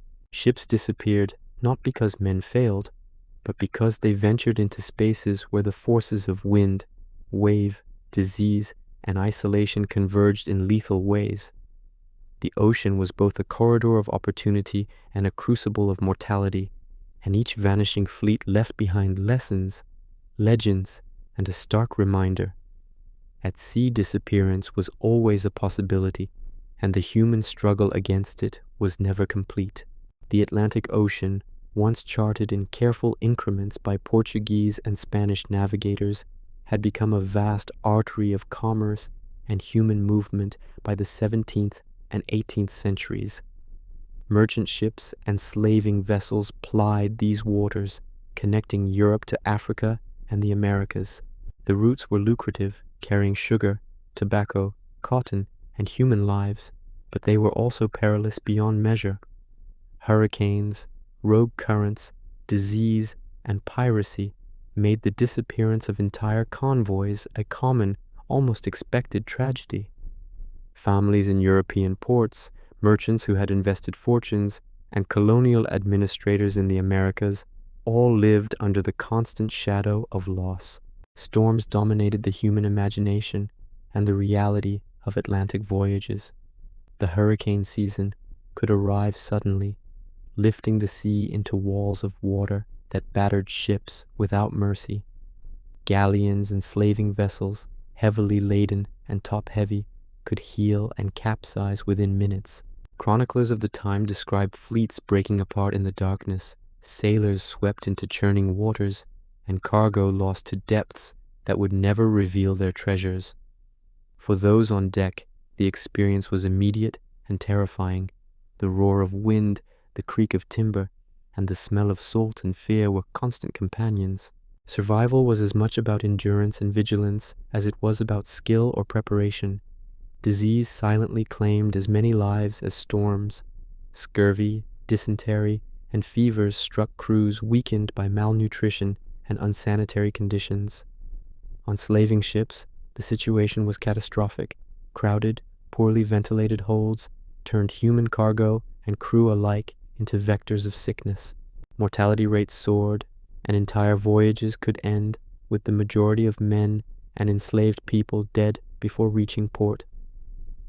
Those who survived faced weeks of recovery, haunted by the faces of those lost, and the knowledge that the ocean had consumed them without distinction. Piracy compounded the dangers. The Caribbean and the Atlantic trade routes were rife with privateers and pirates who exploited scattered fleets or ships isolated by storm. Merchant convoys, already struggling against the elements, faced calculated attacks by men who knew both the waters and human weakness. Disappearances were often attributed to storms, but accounts suggest many fleets were destroyed by simultaneous human and natural threats, a convergence of fate and opportunism. Survivors returned with fragmented stories, and rumor often mingled with fact, producing accounts that blurred reality with legend. The human experience aboard these fleets was a constant negotiation between labor, fear, and survival. Sailors maintained rigging, baled water from holds, and navigated using compasses and charts that were often imprecise. Night brought no relief, darkness amplified uncertainty, and even the sound of a distant wave could signal disaster. Fatigue, disease, and hunger heightened the terror, while the ocean, impartial and vast, provided no solace. Every day was a delicate balance between human ingenuity and environmental unpredictability, and even minor miscalculations could result in total disappearance. Economic consequences of vanished fleets were immediate and widespread. Merchants lost investments, ports anticipated cargo that never arrived, and colonial governments faced shortages that could disrupt administration and provoke unrest. Entire markets depended on the regular arrival of goods, and a missing convoy could ripple across continents, affecting lives thousands of miles away.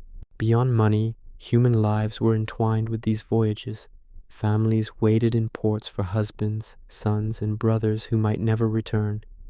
Each fleet's disappearance was therefore both an individual and collective tragedy, reshaping commerce and human expectation alike. Isolation at sea magnified psychological strain. Weeks without sighting land, other vessels, or familiar constellations left sailors under relentless pressure. Mental endurance was tested by endless monotony, punctuated by moments of extreme terror. Stories of ghostly lights, phantom ships, or islands that appeared only to vanish were told quietly among crews, not merely as superstition, but as a way to make sense of inexplicable absence. Human imagination and fear became intertwined with maritime reality, producing legends that would survive long after the ships themselves were gone. Even routine voyages were fraught with peril. Navigators contended with shifting currents, misreported winds, and errors in calculation that could push ships hundreds of miles off course. The Atlantic's vast expanse amplified every misjudgment, and fleets could vanish entirely without leaving a trace. Chroniclers pieced together accounts from survivors, debris washed ashore, and scattered reports from distant ports, creating narratives that combined history, myth, and the indelible imprint of loss. The vanished fleets of the Atlantic illustrate the fragile balance between human ambition and natural forces. Sailors, merchants, and commanders risked lives and fortunes in pursuit of wealth and imperial power, yet the ocean retained ultimate authority. Disappearances were inevitable, shaped by storms, disease, piracy, and human error, and each loss left lessons encoded in maritime culture: improved navigation, provisioning, fleet management, and cautionary tales that would guide future generations. In the Atlantic, disappearance was not an anomaly. It was a defining feature of the era's maritime experience. Ships vanished silently or spectacularly, crews were lost, cargo irretrievably gone, and the memory of these fleets lingered in ports, letters, and legends. The ocean's scale, unpredictability, and indifference became the ultimate arbiter of human endeavor, shaping commerce, culture, and history alike. Through these losses, the human story at sea remained vivid, a tale of endurance, terror, and the relentless power of water that could erase entire fleets from existence. The Caribbean, long a jewel of empire and commerce, held a paradox of wealth and lethal danger that claimed ships with terrifying regularity. Spanish treasure fleets, galleons brimming with gold, silver, and precious cargo from the Americas, sailed these waters with meticulous planning, their routes carefully timed to avoid storms, or so it was believed. Yet the Caribbean's waters, capricious and violent, frequently overturned these calculations. Entire fleets vanished in a single hurricane season, leaving ports silent, families in despair, and nations grappling with sudden economic and political shock. Storms arrived with merciless suddenness, often in the late summer months, when the monsoon collided with tropical heat to generate towering waves and winds capable of splintering even the sturdiest timbers. Galleons, burdened with treasure and heavily laden, were slow to maneuver.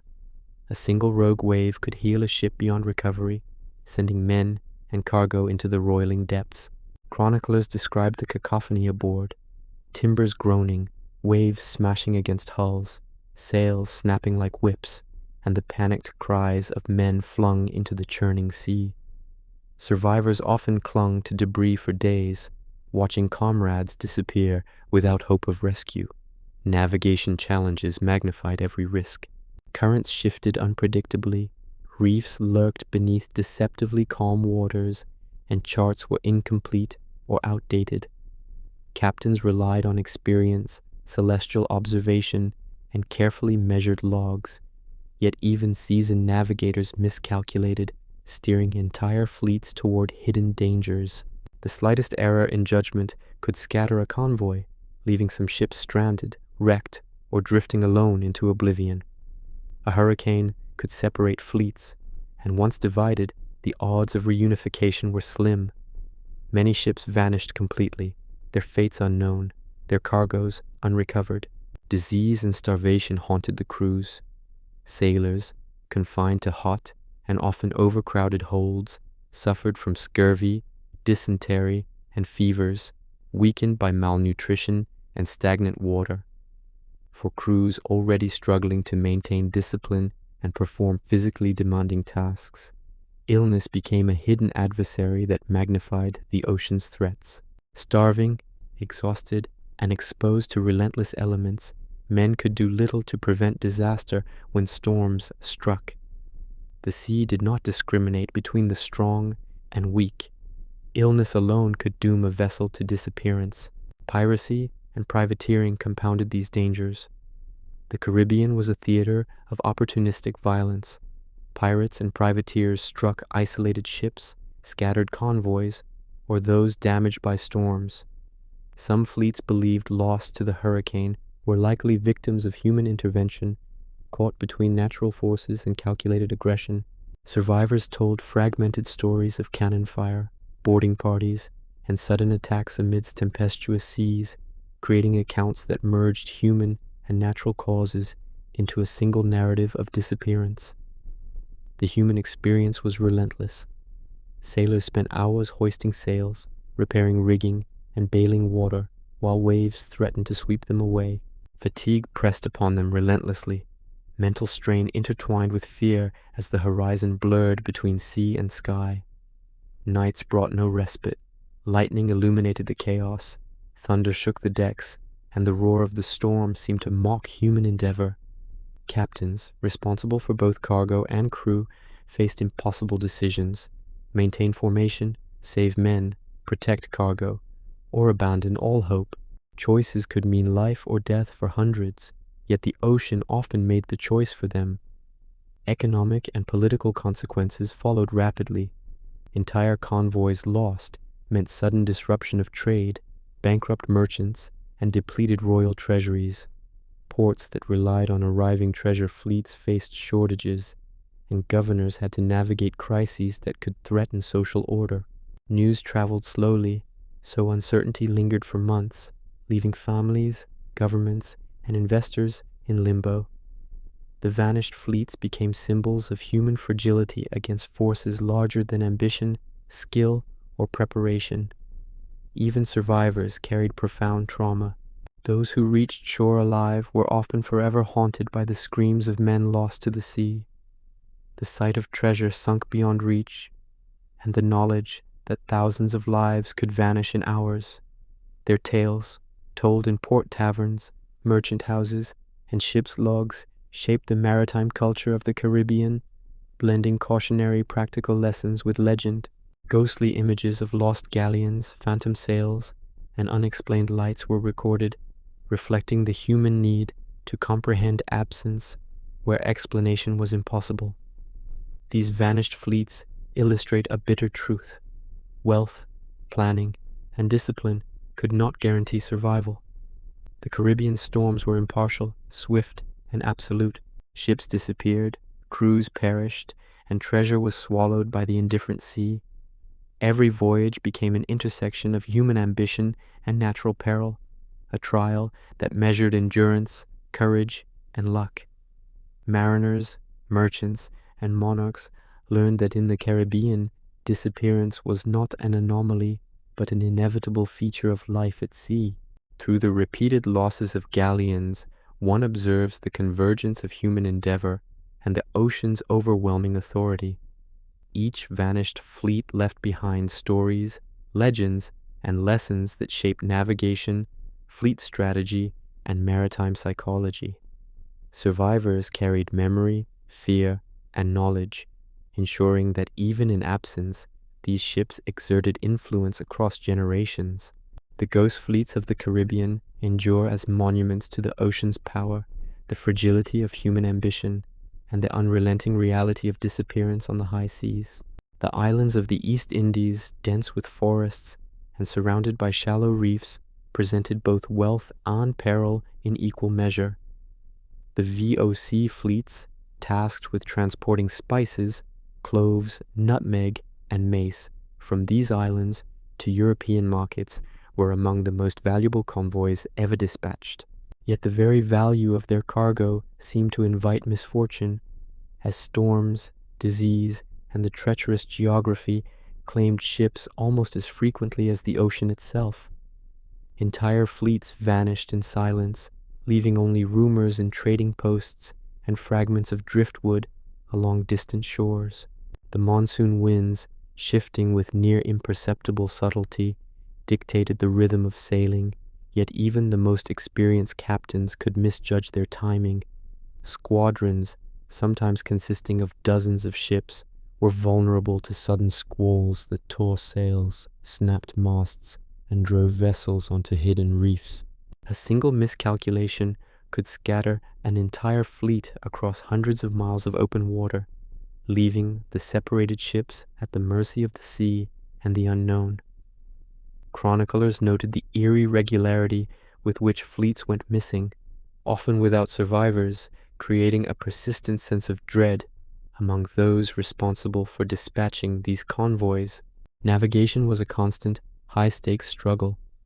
Accurate charts were rare, tidal patterns were imperfectly understood, hidden shoals and reefs lurked beneath deceptively calm waters. Ships drifting even slightly off course could strike these hidden hazards, leading to rapid and total loss. For the men aboard, the realization that their survival could hinge on a single observation, whether of a wave, a current, or a flash of lightning revealing a reef, was both terrifying and humbling. Human skill was necessary but never sufficient. The ocean's unpredictability remained the ultimate authority. Disease and malnutrition compounded the danger. Sailors, confined in cramped, hot, and humid quarters, suffered from scurvy, dysentery, and fever. Many convoys suffered losses before encountering the treacherous waters themselves, as disease weakened crews to the point that even minor storms could prove fatal. Food and water were often rationed tightly, and mistakes in provisioning could doom a ship long before it faced the fury of wind and wave. Survivors later recounted the harrowing hours when exhaustion and illness made simple tasks, hauling sails, bailing water, or steering the rudder, near impossible. Piracy and local conflict were ever-present threats. While storms and navigation claimed the majority of missing ships, opportunistic raiders exploited stragglers or those damaged by weather. Ambushes in narrow straits, sudden attacks near trading posts, and coordinated raids by local or rival European forces meant that disappearance often had both natural and human causes. Some ships, overwhelmed by circumstances, were captured or destroyed. Others sank without trace, leaving no human witness. Survivors' accounts were fragmented and often contradictory, blending reality, fear, and the imagination to produce stories that became the foundation of maritime legend. The human experience aboard these fleets was unrelenting. Sailors labored under extreme heat, balancing sails, repairing rigging, and standing watch, while aware that a single mistake could lead to drowning or wreck. Nights were perilous, filled with the roar of wind and waves, the creak of stressed timbers, and the knowledge that unseen reefs or shoals could spell the end at any moment. Captains bore enormous responsibility, balancing the safety of their crew, the protection of valuable cargo, and the demands of the company. Decisions were made under duress, and the cost of error was measured in lives, treasure, and reputation. Economic and political stakes heightened the tension. VOC convoys carried fortunes, and the loss of a single ship, or worse, an entire squadron, could destabilize trade networks, bankrupt merchants, and shake the authority of distant colonial administrators. News of disappearance traveled slowly. Families, investors, and company officials lived for weeks or months with uncertainty, creating a psychological strain that mirrored the physical dangers of the voyage. Each lost fleet reinforced the precariousness of maritime commerce, highlighting the thin line between fortune and disaster. Despite the constant peril, human endurance persisted. Sailors learned to read the subtle signs of approaching storms, observe tides and currents, and interpret the natural environment with meticulous care. Discipline, experience, and cohesion were essential for survival, yet even the most skilled crews could not escape the ocean's unpredictability. Each voyage became a trial of patience, courage, and skill, where disappearance was always a possibility and survival was never guaranteed. The vanished fleets of the East Indies became part of maritime memory and lore. Stories of ships swallowed by reefs, crews lost to disease, and convoys scattered by storms were recorded in logs, letters, and reports, forming a cultural understanding of the ocean as both lifeline and executioner. These disappearances shaped navigation, fleet strategy, and the psychology of sailors, leaving lessons for future generations. Even in absence, the ships exerted influence, reminding all who ventured into these waters that the ocean's power was absolute and unpredictable. Through these fleets, one sees the intersection of ambition and vulnerability.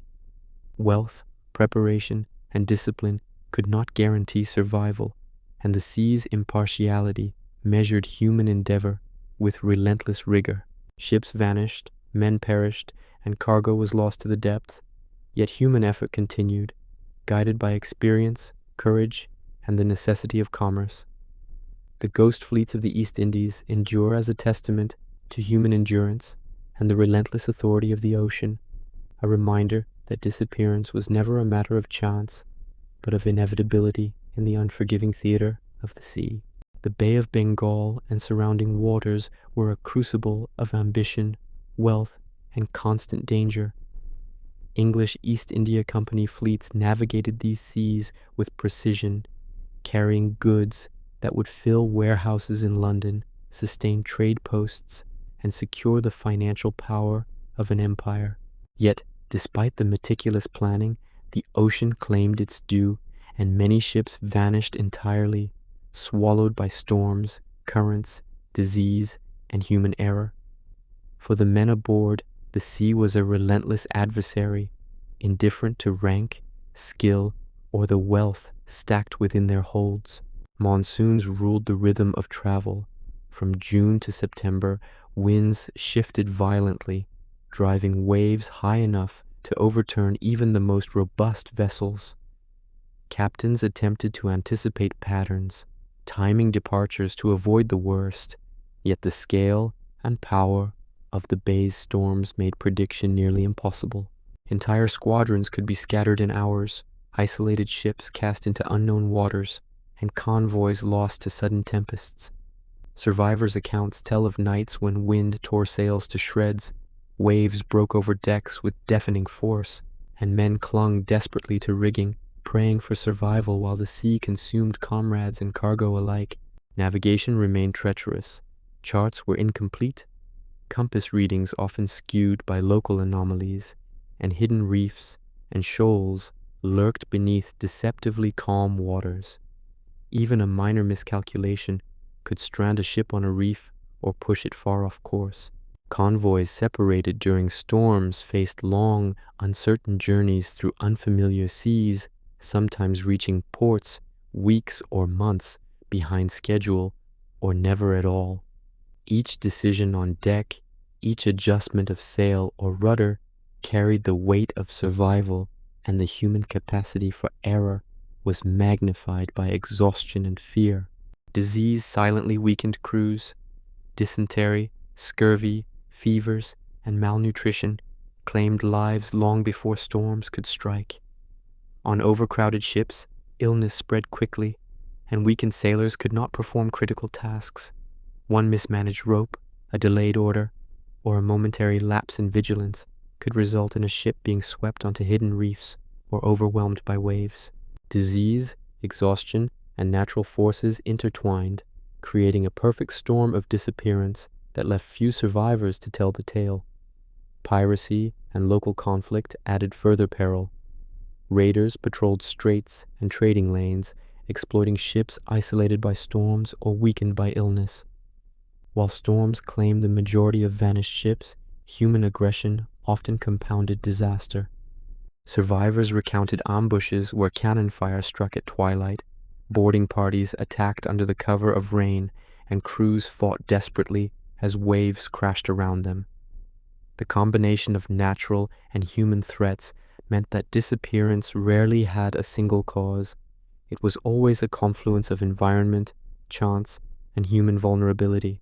The human experience aboard these fleets was relentless. Sailors labored from dawn to dusk, maintaining sails, repairing rigging, and standing watch under scorching sun or relentless rain. Nights offered no reprieve. The roar of waves, the lightning flashes over a storm-tossed horizon, and the fear of reefs or unseen obstacles pressed constantly upon the mind.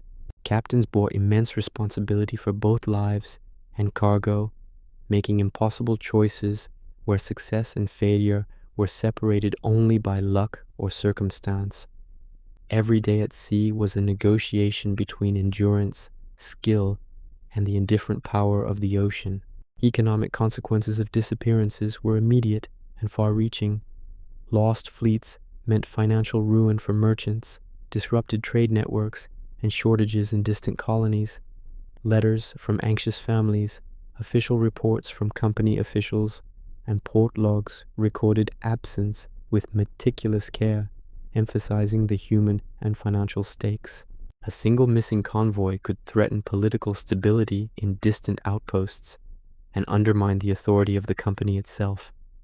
Human and economic vulnerability were inseparable, and the ocean became both arbiter and executor of consequence. Psychological strain was profound.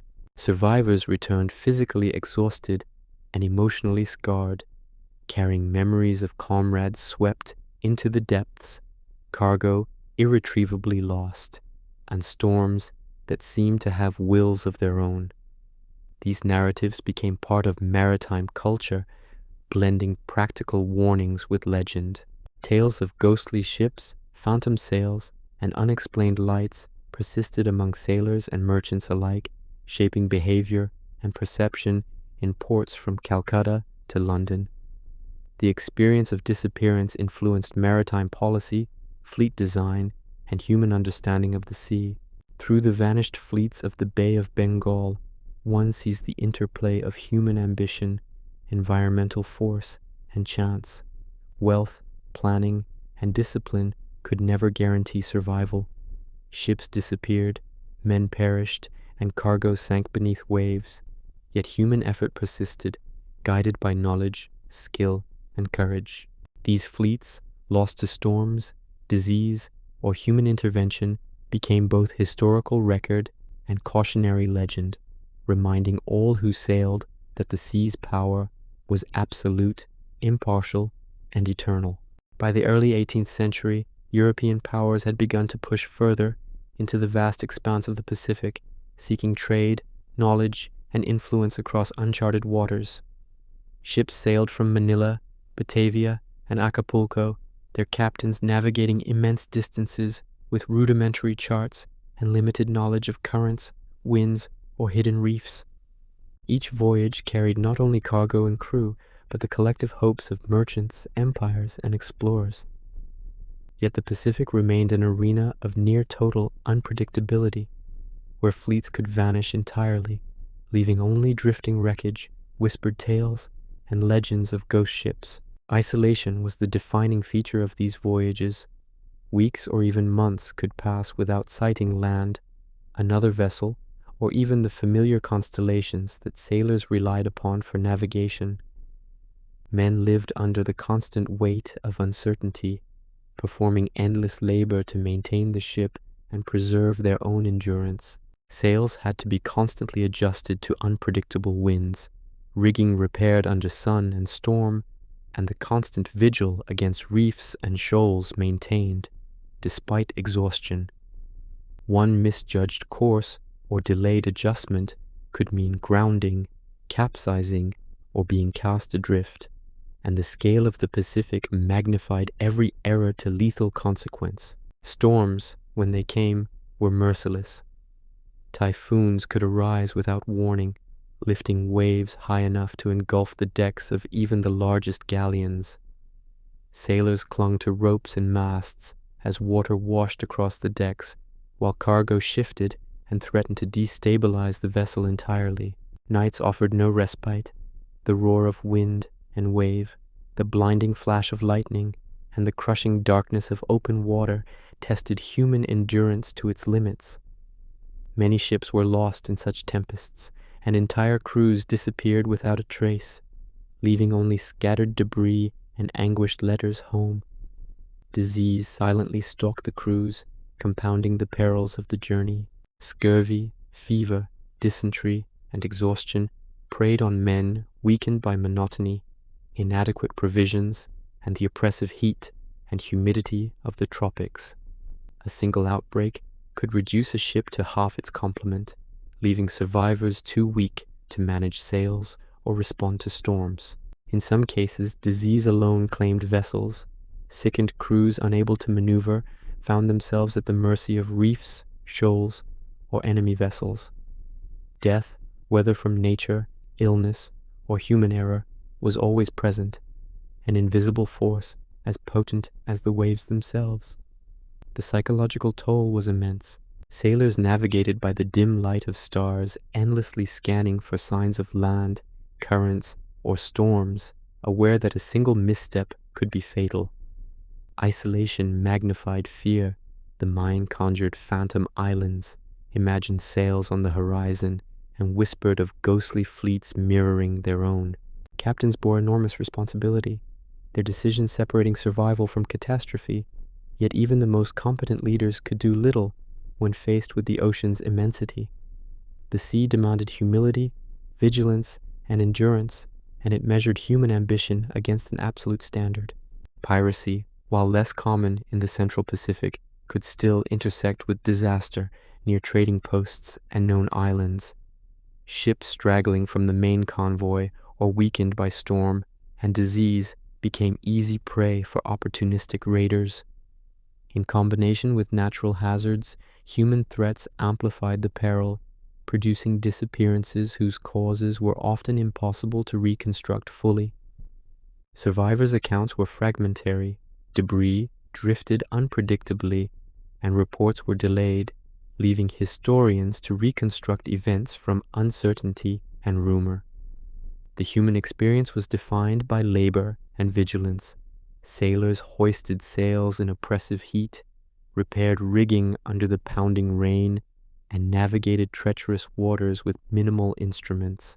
Nights were spent in constant alertness, listening for reefs, watching for approaching storms, and maintaining a fragile sense of order amidst chaos. Mental endurance was as crucial as physical strength. Fear and exhaustion could lead to mistakes that proved fatal. Every day at sea was a negotiation between human skill, environmental unpredictability, and the overwhelming scale of the Pacific. Economic and imperial consequences were immediate and severe. Lost fleets meant delayed or missing cargo, disrupted trade networks, financial ruin for merchants, and weakened authority for colonial administrators. News traveled slowly across the ocean. Families, investors, and governments were left in prolonged uncertainty, waiting for ships that would never arrive. Each vanished fleet reshaped human expectations, maritime policy, and cultural memory, reinforcing the ocean's power to govern commerce, diplomacy, and life itself. The vanished Pacific fleets illustrate the limits of human mastery.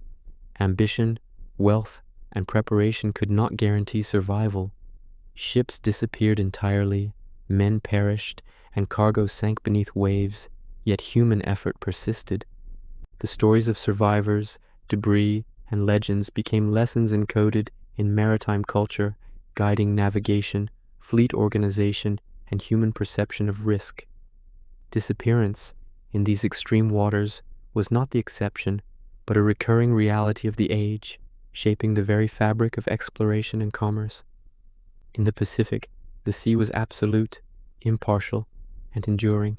Its vastness erased fleets without warning, measured endurance with unflinching precision, and left behind only fragments of human struggle.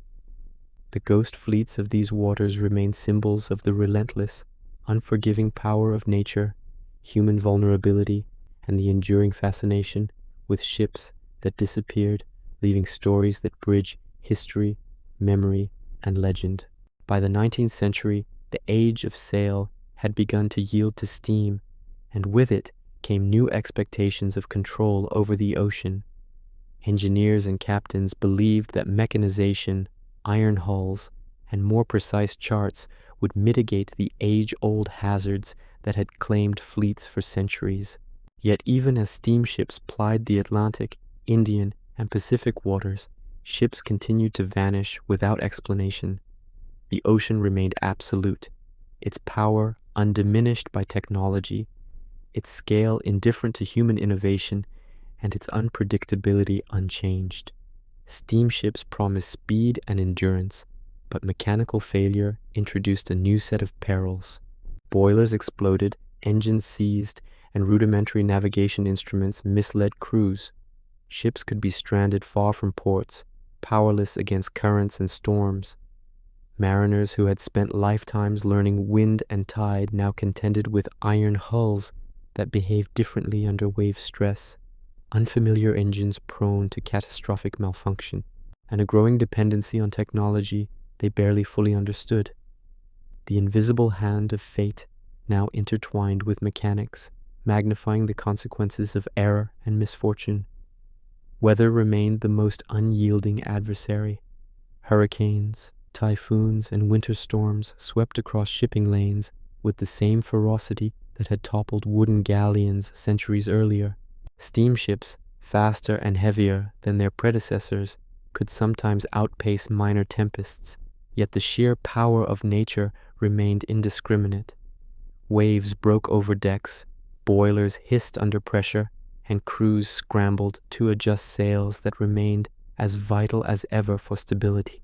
Even the most modern vessel could be swept from existence in moments, leaving no trace of men, machinery, or cargo. Disease, though less deadly than in the age of sail, still haunted the crew. Confined spaces, tropical ports, and insufficient medical knowledge meant that cholera, yellow fever, and dysentery could incapacitate ships before storms or mechanical failure struck. Fatigue, poor rations, and the monotony of long voyages combined with illness to create conditions under which human error became inevitable. navigational mistakes, missed signals, or improper maintenance could rapidly escalate into disaster. Survival required skill, endurance, and the often unpredictable mercy of circumstance. Isolation, once defined by weeks at sea under sail, was now extended across vast distances where radio communication was either absent or unreliable. Ships traveling through the South Atlantic, Pacific, or Indian Ocean could disappear for months, their absence initially unexplained. Families, companies, and governments waited anxiously, often only to learn months later that an entire vessel or convoy had vanished. In some cases, debris or survivors drifted to distant shores, offering fragmented testimony of catastrophe. In others, the ocean remained an absolute vault, swallowing all evidence, leaving human curiosity and dread as the only witnesses. Economic consequences persisted. Cargoes were now industrial goods, mail, and raw materials essential to growing global economies. The loss of a single steamship could disrupt trade networks, strain colonial administrations, and imperil investors. Ship owners, already burdened with the costs of new technology, faced ruin when their vessels were lost to the unpredictable sea. Families and crew members bore the emotional toll, a constant reminder that mechanization, despite all appearances of mastery, could not conquer the ocean. Human experience remained central, even amid technological advances. Engineers monitored boilers under extreme pressure, sailors maintained mechanical systems while contending with heavy seas, and officers navigated using both traditional and modern instruments. Every storm, every misread current, every fatigue-driven error could prove fatal. Fear, fatigue, and vigilance continued to define life at sea, even as the methods of survival evolved. The psychological burden of isolation, threat, and potential disappearance persisted across generations, unchanged by the invention of steam. Piracy, though diminished in global waters, still presented a threat in some regions. Political instability, war, and lawless coasts allowed opportunistic attacks on vulnerable vessels, adding human danger to the ever-present natural threats. Combined with storms, mechanical failure, and disease, the disappearance of ships in the modern era reflected the same convergence of peril seen in centuries past.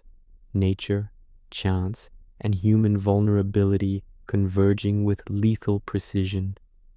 The ghost fleets of the steam age demonstrate that technological progress could mitigate, but never eliminate, maritime peril. Ships continued to vanish despite engineering, charts, and mechanization. Human skill, courage, and endurance were required to navigate this new era, yet the ocean remained impartial. Stories of vessels lost without explanation, crews disappearing, and cargo swallowed by waves reinforced a timeless truth. The sea governs human ambition, and disappearance remains a constant threat, regardless of century, technology, or experience. Through the age of steam, one sees continuity with the centuries that came before. Disappearance is a measure of human vulnerability, endurance, and the ultimate authority of the ocean.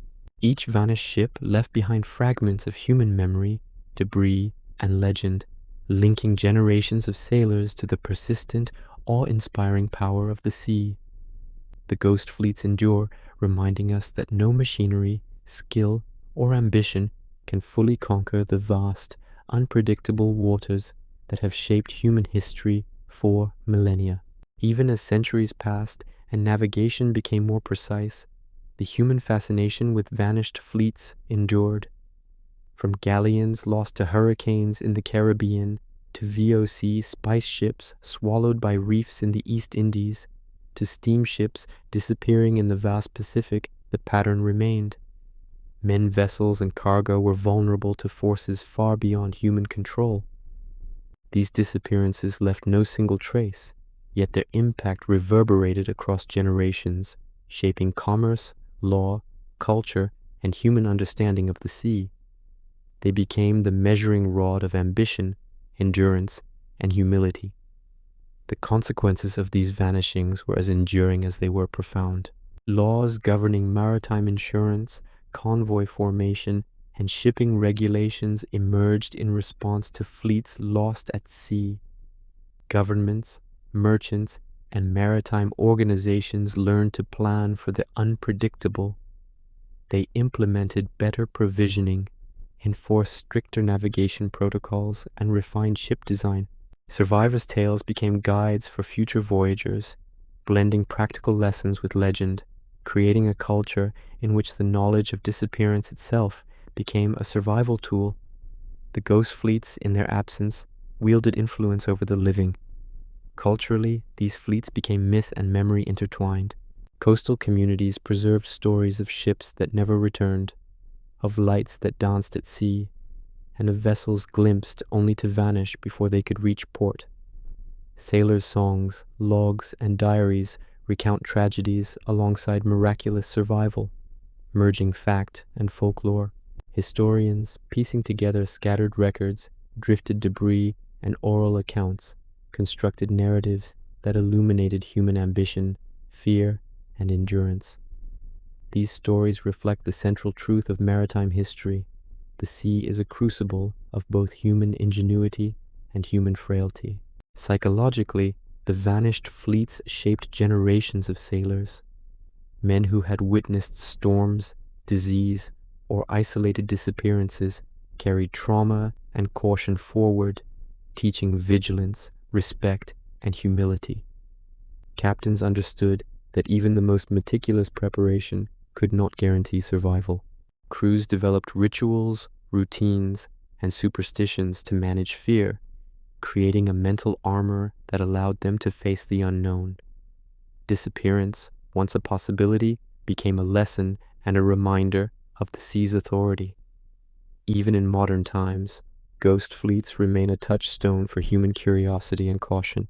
Sunken ships recovered centuries later, maritime archaeology, and digital reconstructions reveal the fragility of fleets against natural forces.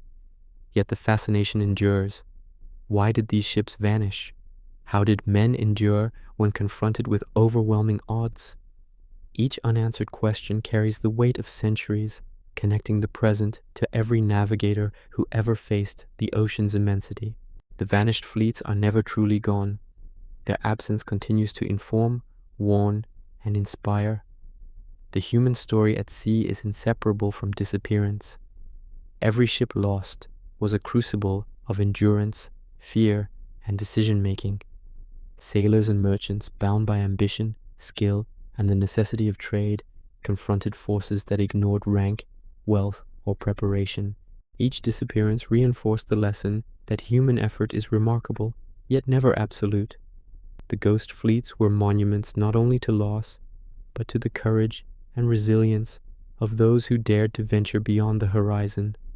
Legacy extends beyond practical lessons. Vanished fleets shaped literature, folklore, and even the modern imagination. Tales of ghost ships, phantom convoys, and inexplicable vanishings inspired stories that persist today. Children's tales of spectral vessels, sailors' journals recounting unseen dangers, and historians' reconstructions of fleets swallowed by the sea all stem from the same central truth. The ocean retains ultimate authority, and disappearance remains a timeless reminder of human vulnerability. Economically and politically, fleets lost at sea influenced policy, trade networks, and even empires. Governments adapted to mitigate loss, merchants calculated risk, and colonies planned with disappearance in mind. Insurance, convoy tactics, and route selection all bear the mark of centuries of vanishing ships. The ghost fleets, though absent, left an indelible imprint on global history, shaping maritime commerce and strategy in ways still felt today. Finally, the vanished fleets remind us that history is not only measured in events that occurred, but in those that were erased. Each ship lost, each crew gone, and each treasure sunk embodies a story of human aspiration against an indifferent force. The ocean, impartial and immense, continues to test humanity's endurance, creativity, and courage.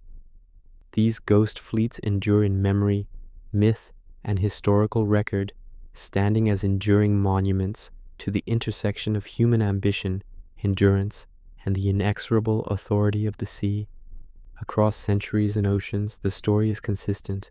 Human endeavor is immense, but the sea is absolute. Ships vanished, men perished, cargoes were lost, yet knowledge, resilience, and culture persisted.